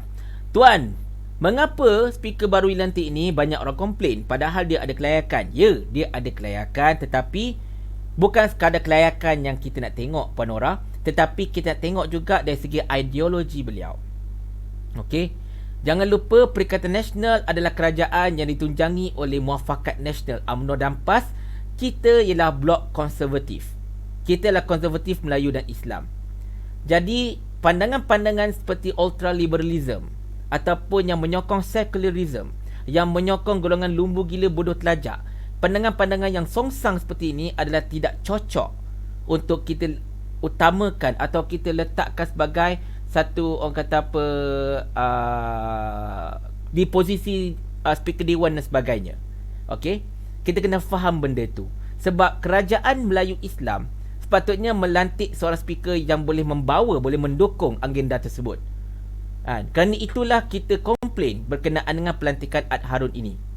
Okey, dan saya sehingga ke saat ini masih lagi dengan tegas menyatakan saya tidak setuju langsung dengan pelantikan kedua-dua hamba Allah itu. Namun begitu, mereka dah pun dilantik. Okey, proses pemilihan telah pun selesai. Saya bukan ahli parlimen, jadi saya tidak boleh mengundi. Jadi apa-apa pun tuan-tuan puan-puan sekalian, oleh kerana itu saya mengambil pendekatan, sekali lagi saya teruskan di sini, saya cakap di sini buat tuan-tuan puan sekalian, saya mengambil pendekatan untuk bersikap adil terhadap mereka, memberikan ruang untuk mereka menjalankan tugas, dan saya akan pantau dengan teliti bagaimana mereka berdua ini menjalankan tugas-tugas mereka sebagai speaker dan juga timbalan speaker dewan. Adakah dengan pelantikan mereka ini agenda Melayu Islam ini dapat kita perkasakan dalam parlimen, ataupun speaker ini akan lebih cenderung untuk mengutamakan agenda-agenda seperti mana ideologi beliau? Okey, sekiranya berlaku perkara pertama, iaitu agenda Melayu dan Islam ini diberikan keutamaan, dan insya-Allah masa itu saya mungkin akan menyatakan, orang kata apa, sokongan terhadap Ad Harun dan juga Azalina. Tetapi seandainya kalau agenda-agenda yang mengutamakan Melayu dan Islam ini tidak diberikan keutamaan, dan banyak agenda-agenda yang songsang pula yang diberikan tempat dalam parlimen, masa itu saya akan bertindak untuk mengkritik kerajaan Perikatan Nasional ini habis-habisan. Okey, saya pernah nyatakan benda itu dulu, saya nyatakan benda itu sekarang, dan saya insya-Allah akan nyatakan perkara itu pada masa akan datang. Kita bercakap jujur walaupun mungkin tidak sesuai pada halwa telinga mereka yang mendengar. Baik. Wandila, saya sokong kerajaan PH yang terbaik bantuan mencurah kepada rakyat. Betul. Seperti curahan RM30 duit e-wallet. Yang andai kata kalau kau tak tuntut, dia ada expiry date. Bila dah expired, kau dah tak boleh tuntut lagi dah. Itulah bantuan daripada kerajaan PH kepada rakyat. RM30 duit e-wallet. Baik. Sepang lagi kurang ajar cakap saut pada speaker baru. Okey, tak apa, kita biarkan. Sepang macam tu kan, dia kadang-kadang dia lupa diri sebenarnya Sepang ni. Alright, saya nak bacakan pantun daripada Encik Gusti Adik Muhammad. Rebung muda masak lemak, ikan siakap cili jeruk, sidang parlimen nampak semak, ramai MP dah macam beruk. Lebay malang semakin kuno, Pak Pandai lupa pulang ke rumah, kesian tun dibuli UMNO, silap sendiri menyesal tak sedah. Saya tambah sikit, masak cili tertubuh cuka, apa ada dalam muka. Itulah kisah dia. Baik. Speaker dan timbalan speaker jadi liability pada kami penyokong Kompas dan Perikatan Nasional khususnya. Saya setuju dengan Khairil Anwar. Ianya merupakan satu liability kepada PAS dan juga Perikatan Nasional, kepada Muafakat Nasional itu sendiri sebenarnya. Tetapi itulah kita nak tengok macam mana mereka bekerja. Kalau mereka ini berideologi, liberalism dan sebagainya, tetapi agenda Islam dapat diperkasakan dalam parlimen, dan masa itu mungkin kita ada saving grace. Tetapi kalau tak ada, dan masa itu kita kena kritik habis-habisan. Baik. Yusri Azmi, Tuan Guru Harun Din almarhum pernah kata PAN ini akan terkubur. Sekarang makin jelas ke arah itu. Ya, kita nampak sangat semakin jelas ke arah itu. Zairul Jai, makin parah sangkut-sangkut ini. Minta maaf lah Tuan Zairul. Malam ini, sorry kalau live kita tak sempurna. Sebab saya first time, sekali lagi saya nak beritahu kepada anda yang menonton live saya, malam ini saya menggunakan handphone saya sebagai kamera, menggunakan sistem IV cam. Okay, IV cam, di mana sistem ini menukarkan handphone saya yang mempunyai resolution tinggi kepada webcam. Okay, dan of course laptop saya masih lagi belum diperbaiki, belum ditambahkan lagi RAM-nya. InsyaAllah besok saya nak buat. Saya nak buat tadi tapi dia tak ada stok, dengan tempah dulu, tak ada masalah. Dan juga saya tak sempat untuk adjust setting dekat OBS. Saya terlupa sebenarnya nak adjust setting tadi. Jadi mungkin kalau ada delay tu, saya minta maaf banyak-banyak. InsyaAllah live kita pada hari Khamis malam Jumaat saya akan perbaiki dengan lebih baik.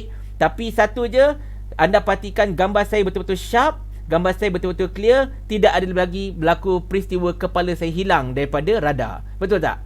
Okey, kamera cantik dah, tapi nak macam mana lah, InsyaAllah. Lampu dewan tak cukup terang. Lampu dewan mana ni? Okey, si bedak dah lepas ni baru bedak. Kesian Aminah tu tak? Kesian Aminah. Okey, Al-Qassam Mujahid, perangai lama speaker dan timbalan speaker ini biarkan dahulu. Kita harap bersama kerajaan baru Perikatan Nasional ini, diorang akan berubah menjadi lebih baik untuk agama bangsa tanah air. Ya, kita doakan insya-Allah, mudah-mudahan. Okey, MP Balin dah tarik balik tapi diorang tak puas hati. Okey, lantak pi lah diorang. Anak Kak Emma pun gelap, dah make up campur bedak, cantik menawan je. Itulah dia, hitam-hitam si tapuk manggis, semakin lama semakin manis. Itulah dia. Baik. Pandangan Tuan PRU 15 cm, adakah PAN akan pupus? Kalaulah PAN berdapat kurang daripada 3 kerusi, ya, mereka akan pupus. Saya fan Liverpool. Hai, Liverpool Okey, tahniah Liverpool, akhirnya menang juga EPL. Tomat tomato kau ajar tu.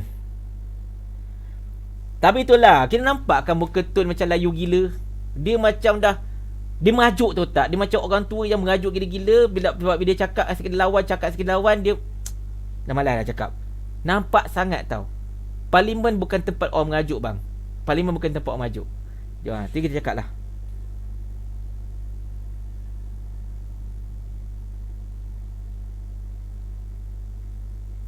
Okey, tengok-tengok jap. Bang, nanti tadi Datuk Seri Anwar Ibrahim minta mikrofon di Dewan. Kalau bagi dengan Tuan Mat Sabu lagi bahaya, sebab dia selalu panas parti malam. Nasib baiklah mikrofon dekat Dewan tu melekat dekat meja tu tak. Aku rasa kalau mikrofon tu boleh angkat-angkat, dia campak lama dah mikrofon tu. Nasib baiklah melekat. Kau pernah masuk parlimen tak? Mikrofon tu semua melekat ke meja tau. Dia terus melekat, dia tak boleh alih-alih. Dia cuma boleh laraskan dia punya kedudukan mic ke mana, tapi dia tak boleh alih. Tu kesannya.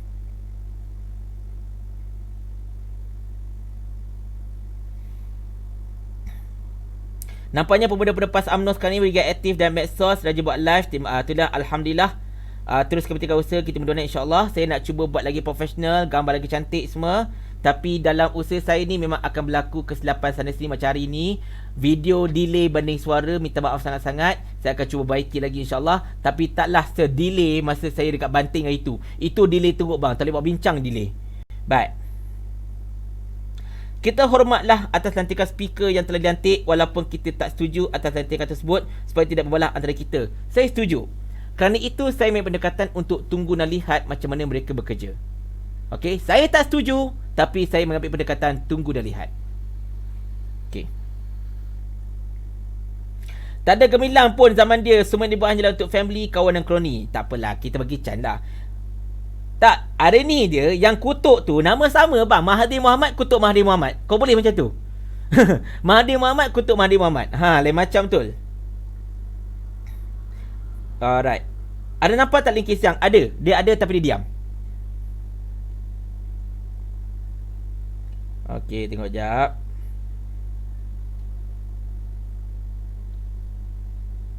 Mawar terindah. Saya nak baca komen Mawar terindah. Masih ada lagi ahli parlimen yang suka buat kecoh macam budak-budak. Alright.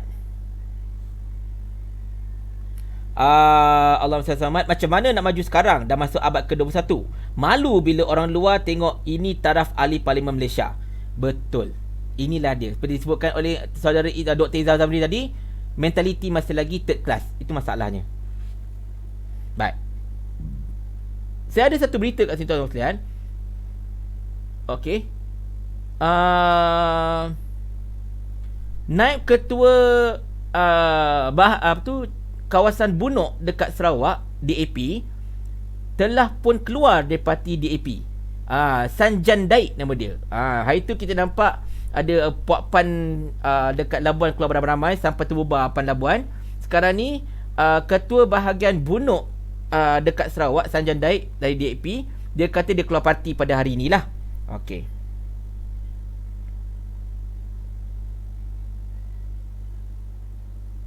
Apa nama Astagfirullahaladzim. Kita baca komen sekejap tuan sekalian. Tuan, apa pasal Mazli Malik dan juga Syed Saddiq senyum atuk kedentam tadi?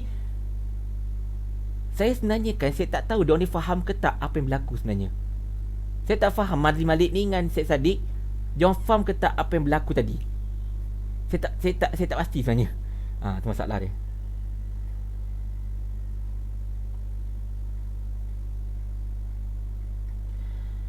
Okey, kita baca daripada Taufik. Dan nama orang politik berparlimen sampai kematilah berpolitiknya. Yang Mara Ketun ni berpuluh tahun dulunya hidup tunduk Ketun. Ini semua sembang-sembang parlimen. Tun malas nak layan sangat. Dulu semua duduk bawah dia, sekarang Tun kacau-kacau pusing-pusing je. Lain bang. Tun dia tak kacau, dia tak pusing. Dia cuba untuk menunjukkan autoriti dia, tapi dah dia sendiri dicidukkan oleh mereka yang dahulunya pernah dia didik. Itu je. Okey. Dan orang politik parlimen sampai ke menteri politik, kita tengok ramai je orang ahli-ahli parlimen yang pernah menjadi Perdana Menteri. Lepas keluar daripada kerajaan, lepas keluar daripada jawatan mereka, mereka tak menyebuk pun dalam dunia politik. Orang seperti Tun Hussein On, sampai meninggal, beliau tidak masuk campur urusan politik. Orang seperti Tunku Abdul Rahman juga. Ataupun yang paling dekat dengan kita, Pak Lah. Pak Lah selepas bersara daripada jawatan Perdana Menteri dan sebagai Presiden UMNO, beliau tidak berpolitik lagi. Benda yang tak sama kita boleh kata dengan Najib, sebab Najib ini masih lagi seorang MP, masih lagi seorang ahli parlimen dan masih lagi muda. Jadi beliau mempunyai kederat lagi untuk berpolitik dan tak ada masalah. Kita tengok, ambil contoh Pak Lah cukup lah. Okay. Ahmad Safri Abdul Hamid, saya tak berminat nak komen tentang MPPH yang bercakap melalut tanpa fakta. Cuma nak komen sikit dekat MP kita, terutamanya dari UMNO, tak semualah. Okey, biarlah bercakap dengan pro dan fakta. Saya setuju. Kalau boleh kurangkan provokasi. Jangan bagi peluang untuk Pakatan Harapan bermain-main dengan ayat dan persepsi. Sepatutnya saya setuju juga. Tak perlulah kata gelap tak nampak dan sebagainya. No need. Tak perlu. Orang kata apa, cheap shot macam tu tak payahlah. Sekarang ini patutnya kita matang dalam berpolitik. Kita tak payah lagi nak cerita tentang ini gelap tak nampak, ni buat apa ni. Perkataan-perkataan yang akan mengundang berbalahan yang tak berkesudahan ini, tolak tepilah. Kan? MP-MP macam, minta maaf saya sebut nama, macam contoh MP daripada macam Baling tadi. Even Bung Motarading ni, hari ni saya nampak dia sedikit bagus lah. Sikit ni bagus. Sebab selama ni dia pun kagut juga Bung ni, masalahnya. Dia si Pasir Salak dengan Baling, tiga ni memang selalu buat masalah lah. Okay, mereka memang ni memang jenis joker dalam Dewan. So lepas ni joker-joker dalam Dewan ini, kalau boleh berhentilah menjadi joker. Fokus kepada perbahasan yang berkualiti. Tak perlu untuk mencelah-celah lebih-lebih sangat dan sebagainya. Kan? Sebab rakyat memerhati. Mereka ni juga yang akan mengundi pada masa akan datang. Jadi kena faham lah. Okay? Rakyat suka dengan cara Datuk Taki dengan Gobind Singh berbahas. So teruskan narasi seperti itu. Even kita nak lontarkan juga tentang tadi Anwar Ibrahim dan Syafiq Abdal seolah-olah macam bersaing. Kau perasan tak? Perasan tak tadi Anwar Ibrahim dan juga Syafiq Abdal seolah-olah macam bersaing? Siapa yang lebih berkarisma dalam melontarkan soalan dan juga hujah? Kalau kau perasan tadilah. Okay? Tetapi satu perkara yang sama pasal dia orang ini ialah dia orang suka melirik. Dia orang dah tanya soalan, tapi dia panjangkan balik, tanya balik soalan sama, panjangkan balik, tanya soalan banyak. Macam Anwar tadi, dia nak tahu pasal satu benda, tapi dia melerik. Okay, dia macam tak terus pada soalan. Dia patutnya nak tanya soalan macam ni tau. kau kena bagi satu naratif dan kemudian soalan dia apa dia. Janganlah naratif soalan, bincang balik soalan, ni soalan. Lama-lama habis masa kau untuk sembang macam tu je. Dia jadi berpusing-pusing. Macam tu. Syafiq Abdal pun benda macam tu juga. Pun sama juga jawapan dia. Jadi kita nampak kat situ. So, saya nak tanya pada anda semua. Okey, saya nak tanya pada anda semua. Antara Syafiq Abdal dengan Anwar Ibrahim, dua calon Perdana Menteri. Satu calon dipilih Dr. Mahathir, satu calon dipilih oleh diri sendiri. Okey? Calon Perdana Menteri lah kedua-dua ini. Antara mereka berdua, saya nak tanya pandangan anda, siapa yang tampak lebih berkarisma antara dua orang itu? Tolong bagi jawapan dekat ruangan komen. Antara Syafiq Abdal dan juga Anwar Ibrahim. Dua-dua ini bangun berhujah tadi. Siapa nampak lebih berkarisma? Jangan cerita tentang cara bercakap. Jangan cerita tentang cara mereka melontarkan hujah. Ceritakan tentang isi yang mereka lontarkan. Okay? Sebab kalau ni cerita tentang cara bercakap, Anwar of course the best. Cara Anwar bercakap ini memang seorang pembidato, seorang yang hebat.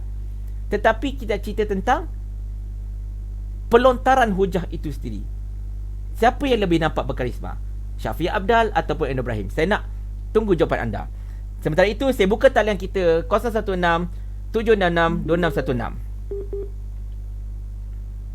Sekejap, aku tak buka dia. Buka bluetooth jap. Alright, settle. So, saya dah buka talian 016 766 2616. Anda boleh menghubungi saya di talian pada ketika ini, insyaAllah. Dan sambil itu, saya melontarkan soalan kepada anda semua. Antara Syafiq Abdal dan juga Anwar Ibrahim, siapakah tampak yang lebih berkarisma? Kita panggillah Dr. Izzah Zamri. Alhamdulillah, saya tunggu dia panggil. Assalamualaikum, Doktor. Waalaikumsalam. Ya, silakan.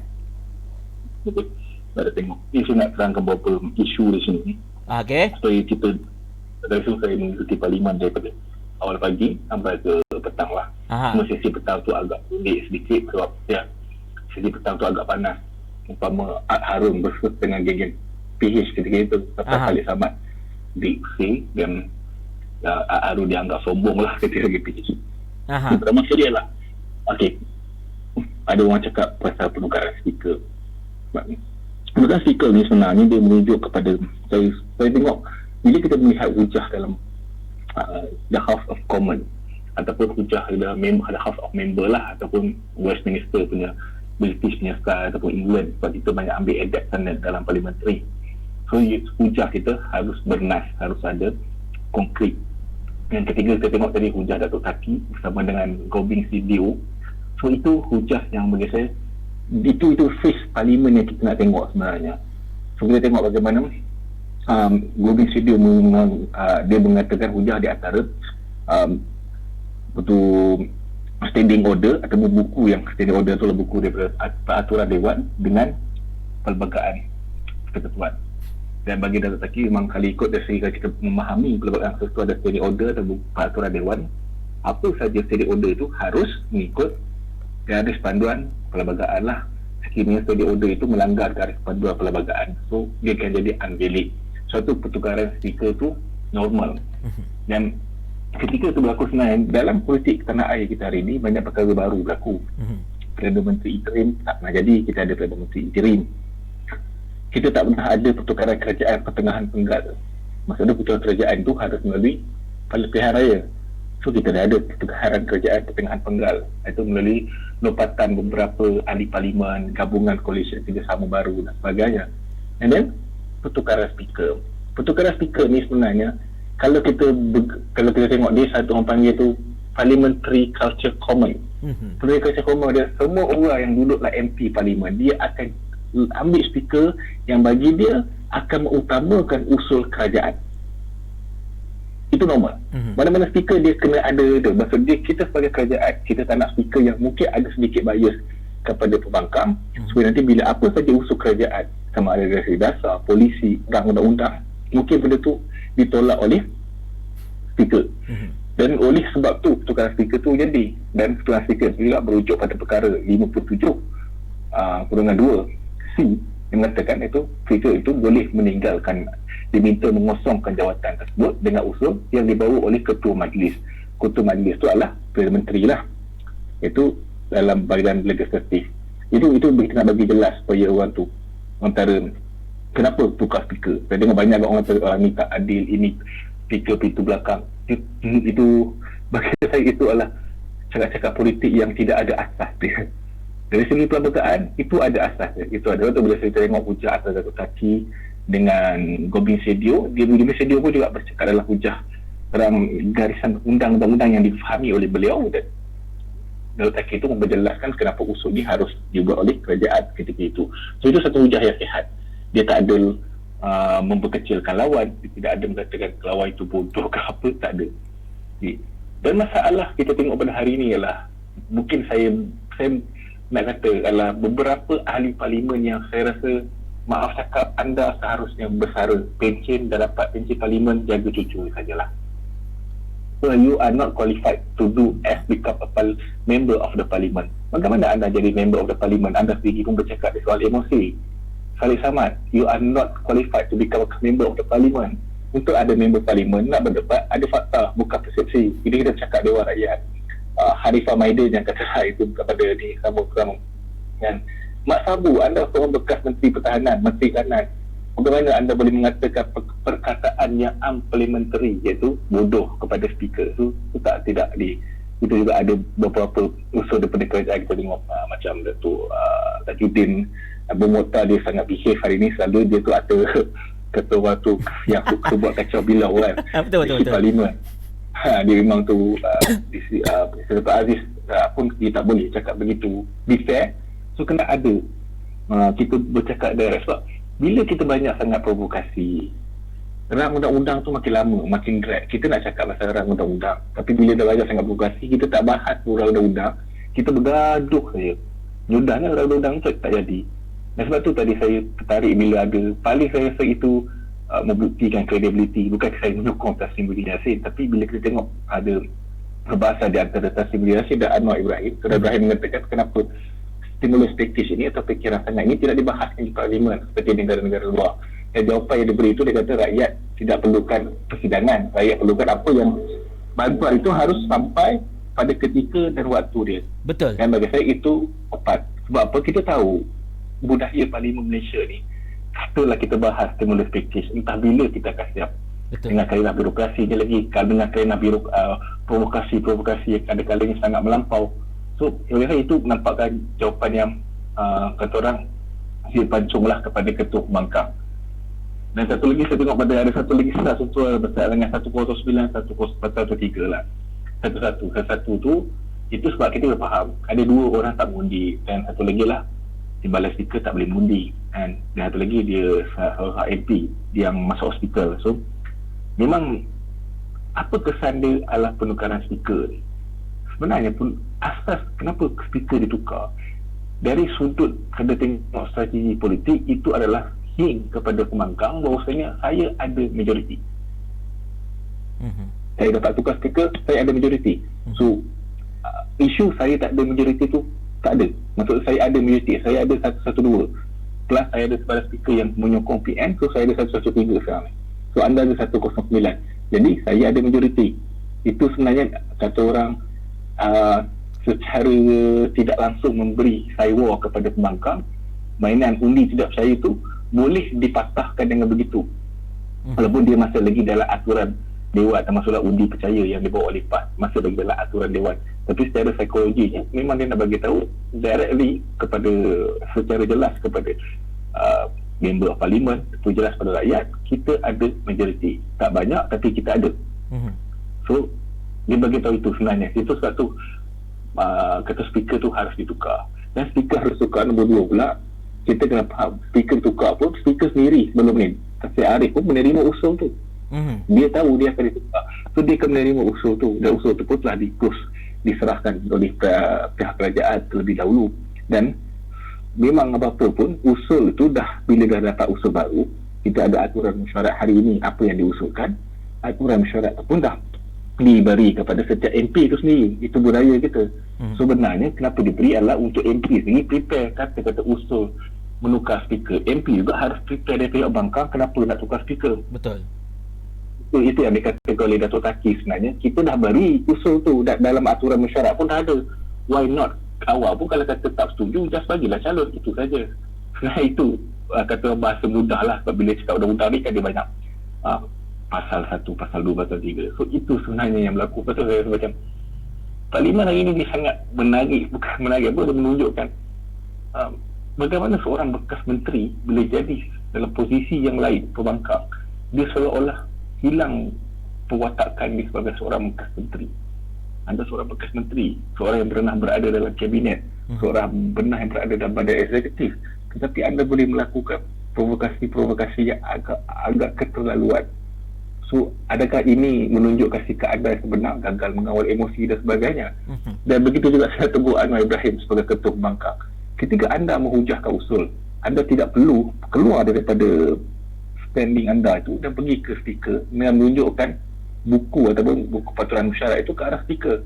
Dalam House of Commons itu sangat-sangat tidak beradab. Betul. Kerana speaker itu adalah ketua dewan. Anda tak boleh buat begitu. Sekiranya anda merasakan apa yang diusulkan oleh speaker itu tidak menepati, anda bangkit dan beritahu standing order. Dalam standing order pun kita harus jelas standing order yang ada eksekutif dalam parlimen. Itu standing order itu adalah apa yang diputuskan oleh speaker itu sendiri. Kalau kita tengok beberapa perkara dalam standing order sendiri, iaitu kita tengok standing order 42. Kalau speaker tengah bercakap, the House of Member tak boleh campur, kena diam. Dan perkara tu Anwar Ibrahim tak ikut first. Second, standing order 44. Kalau orang engkar, speaker dah buat ruling. Tadi ruling pada speaker tadi adalah setiap 2 blok pangkang dan blok kerajaan diberi masa 10 minit untuk membahaskan usul. Itu ruling, jelas, clear cut. So tak perlu nak ada provokasi melampau. So decision speaker tu final. Itu saya kata tindakan Anwar Ibrahim tu saya tak tahulah kenapa pada permulaan itu nampak agak bagus dia berhujah, tapi ketika akhir masa nak usul menukar speaker tu saya agak terkejut bila dia keluar daripada kawasan tempat duduk di sebelah ketua bangkang dan bergerak ke arah speaker. Bagi saya itu sangat-sangat tidak beretika sebagai seorang member House of Commons. Dan anda juga adalah sebagai ketua bangkang, the opposition leader yang ketua bangkang ni, kiranya anda juga boleh membina kabinet bayangan. Kalau kita tengok di Britain, bila ada kabinet bayangan, opposition leader boleh buat kabinet bayangan. Tapi anda boleh bergerak ke arah speaker dan tunjuk buku tu. So dari sudut adab, dari sudut kata MP, dan standard order, anda telah menghina dia, anda juga telah menghina kata orang tu timbalan speaker yang mempengerusikan majlis. Mungkin dengan speaker tu bekas PKR dan mungkin dia juga ada kata orang tu sedikit rasa simpati atau sedikit rasa hormat kepada bos lama dia. Mungkin dia tak buat perkara-perkara seperti menghalau. Kalau ikutkan, speaker boleh usulkan untuk menghalau Port Dickson kerana bertindak terlalu melampaui batas, seolah-olah menghina speaker. Tapi saya rasa itu jadi pada Ad Harun tu. Dia tengok Khalid Samad melampau, dia halau je. Betul. Sampai kan dia memang tengok Khalid Samad sialah keluar. Walaupun agak macam dia bukan kelan first time, mungkin dia agak kelan kabur kat itu. Sampai ada beberapa dia kata, saya tahu apa saya buat, ada pemain dia share situ. So dia agak kontroversi sikit, dia bergaduh dengan PH ketika itu sebab dia agak sedikit macam belagak sedikit lah bagi beberapa perkataan yang dianggap oleh PH. Tapi sebenarnya perkara itu berbeza dengan Syafiq Afdal. Mungkin dia walaupun hujah tidak begitu konkret, dia pun dari segi beberapa perkara, tapi dari segi mengawal emosi itu antara Anwar Ibrahim ketika itu dia gagal mengawal emosi. Saya tak tahu, itu saya lah tengok macam Anwar Ibrahim dahulu yang suka marah ketika dalam berkempen, dan itu Anwar Ibrahim mungkin dia gagal mengawal emosi, dia pergi bergerak ke arah speaker. So saya rasa itu satu benda yang saya terkejut bila buat macam tu. Terus terang saya terkejut bila saya tengok tu, saya kata macam pertama kali saya tengok ketua pembangkang bergerak ke arah speaker yang mengatakan tidak puas hati sambil bawa buku betul tu standing order atau buku peraturan mesyuarat. So itu memang agak betul. Saya rasa cara kesimpulan dia, ketua pembangkang harus profesional seperti yang dikatakan oleh MP Pasir Putih. MP seharusnya profesional, harus tidak berlebihan ketika berhujah. Kita pembangkang berusaha kerja itu normal, tapi jangan berlebihan. Betul. Dan bila kita tak usul pun jangan berlebihan. Sebab saya kata, saya tengok antara Gobind Sedio dengan Taki, itu adalah satu debate yang paling baik sekali antara kerajaan dan pembangkang. Antara dia kedua orang ni mungkin ex-lawyer, so debate dia orang ni very educated debate. Betul. Dari segi penjelasan undang, perlembagaan, so itu kita nampak maksud dia tak ada provokasi pun kan. Even dari Sekolah Hak Kerja ada Taki pun mengucapkan terima kasih. Dia tidak kata saya setuju dengan sudut ini tapi saya tak setuju dengan sudut ini.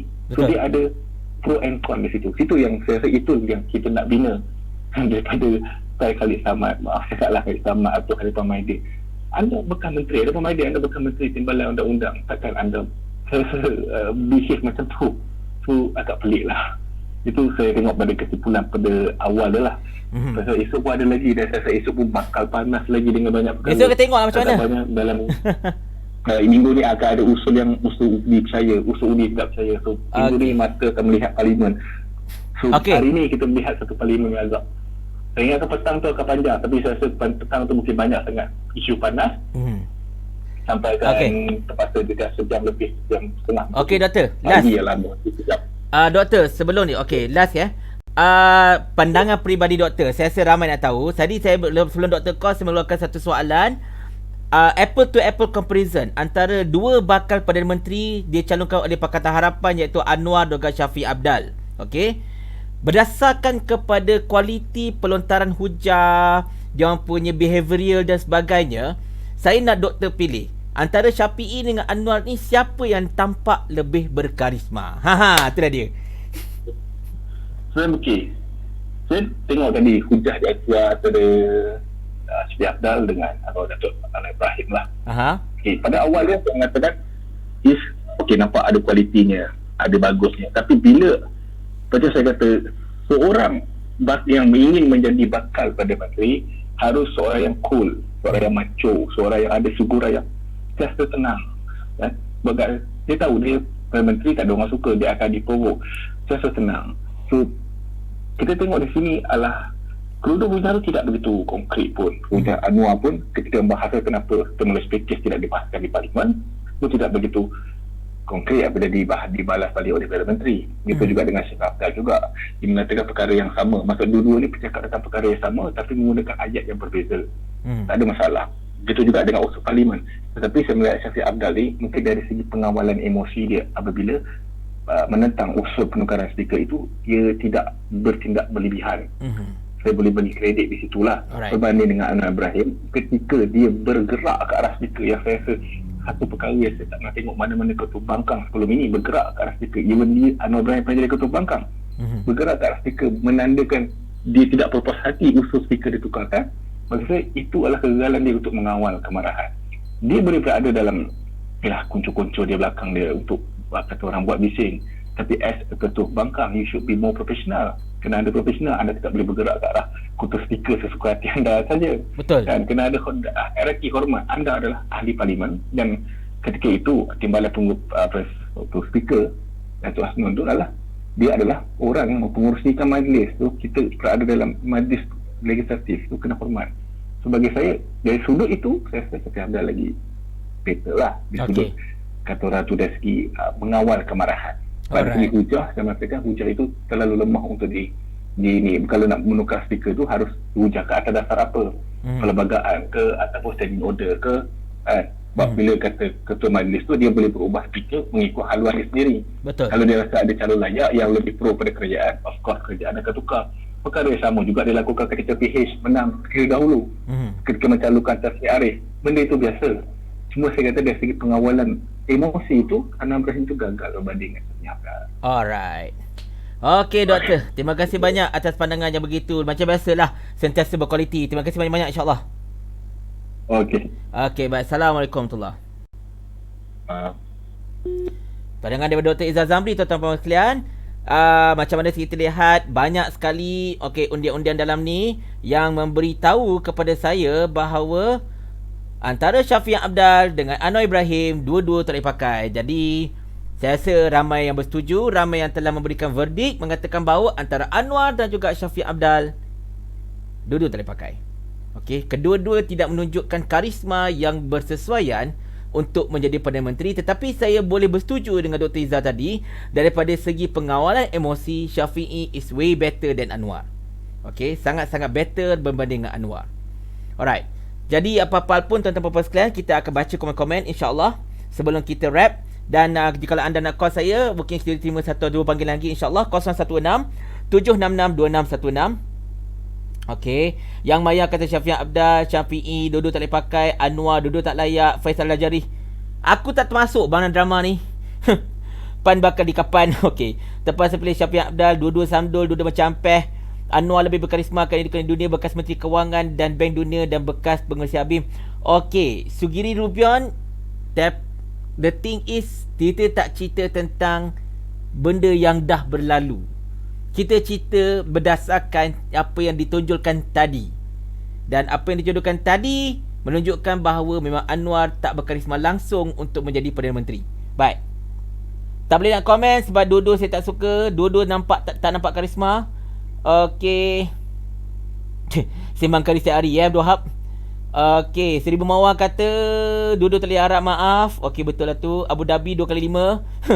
And then lepas tu Aminat Yusni .net kata Syafiq Abdal pun bukan semua sahabat suka kat dia. Bandon dia buat lagi laku benci. Ya Allah Tuan Kuih Karim.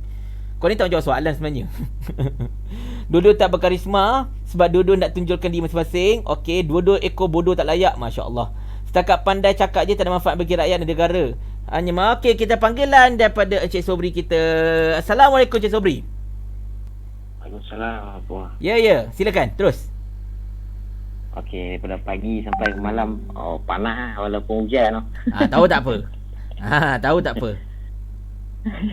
Okey, just nak bagi pandangan sikit lah kan. Ha? Kaitan sidang parlimen. Cuma daripada apa yang aku ikuti sidang parlimen tu, apa yang aku nampak, aku sebenarnya rasa ada rasa bimbang jugalah sebab yang aku tengok pada hari pertama ni lah kan. Sebab aku bimbang dari segi posisi pembangkang tu lah kan. Aku bimbang ke depan ni, aku takut pembangkang ni diorang bukannya nak dekat sidang parlimen ni bukan untuk usul untuk orang kata untuk bawa isu-isu dasar-dasar macam mana untuk kesejahteraan rakyat, tapi just untuk nak balon kerajaan. Dia orang punya agenda politik saja. Sebab aku nampak daripada apa yang Ketua Pembangkang Anwar tu lah kan, apa yang Banon dia usul, dia bukan petikai, dia usul yang pasal stimulus package tu kan. Sebab daripada ni pandangan aku je lah, mungkin aku silap kan, tapi yang aku nampak benda yang penting sekali macam tu pun dalam sidang parlimen, nampak seolah Ketua Pembangkang ni dia mewakili pembangkang, seolah macam isu yang sepatutnya untuk rakyat ni dia orang sanggup ketepikan hanya untuk nak penuhi dia orang punya agenda-agenda politik saja. Bukannya nak fikir pasal masalah rakyat pun. Jadi apa yang aku bimbang tentang pasal pembangkang ni ke depan ni, aku takut isu-isu yang berkaitan dengan kepentingan Melayu Bumiputera, terutamanya dah untuk dasar-dasar Islam yang nak diperjuangkan, diorang ni walaupun belah-belah pembangkang macam PAN, PKR ni, walaupun terdiri juga daripada golongan Melayu, tapi aku takut kerana diorang di blok pembangkang ni, diorang just bangkang just untuk kepentingan politik diorang ya, bukan nak fikir pasal untuk rakyat, untuk kepentingan umat Melayu Islam ni. Itu yang aku bimbang. Jadi aku harap rakyat boleh sedar lah, cuba tengok dan ambil apa isi-isi dalam sidang parlimen tu. Bukan sekat kita nak gelak kalau ada perangai beruk ke apa, tapi kita tengok dari segi sudut pembangkang sama.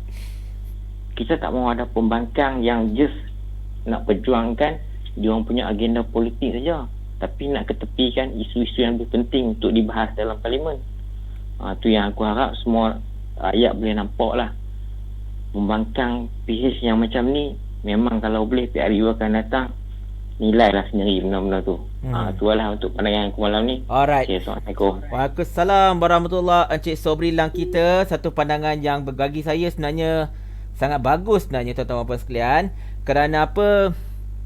Benda ni betul tau. Dalam pada kita melihat tentang kualiti perbahasan dan sebagainya, tapi kita tengok juga adakah pembangkang yang ada ini membangkang untuk memberikan semak dan imbang, ataupun mereka ini membangkang semata-matalah kerana sembang.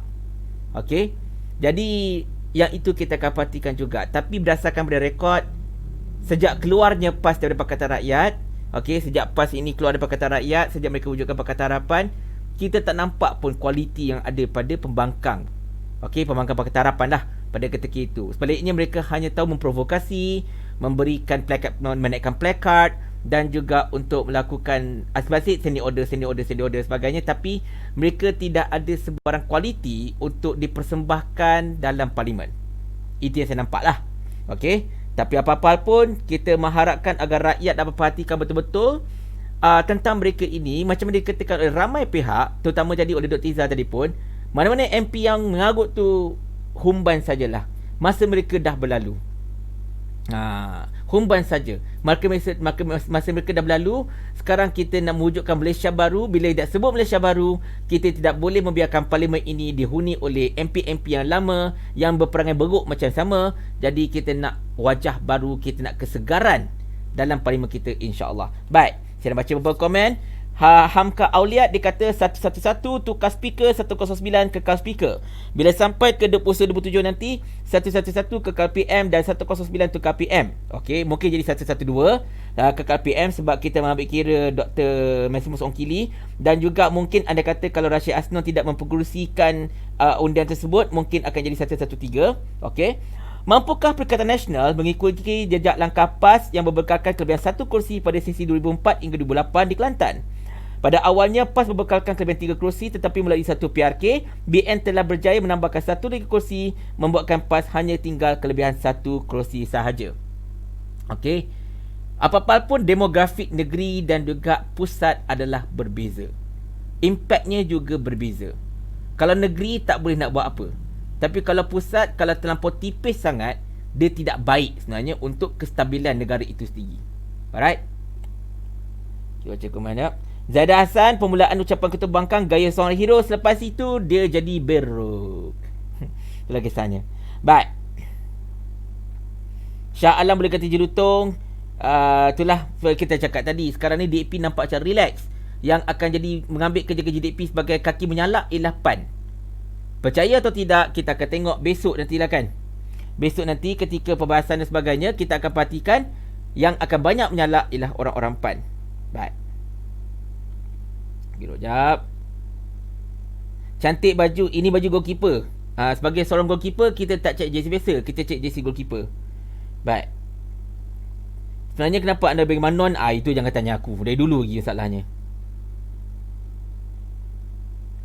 Okey. Jadi tuan-tuan dan puan-puan sekalian, insya-Allah sekarang ni pun dah pukul 12 suku minit malam.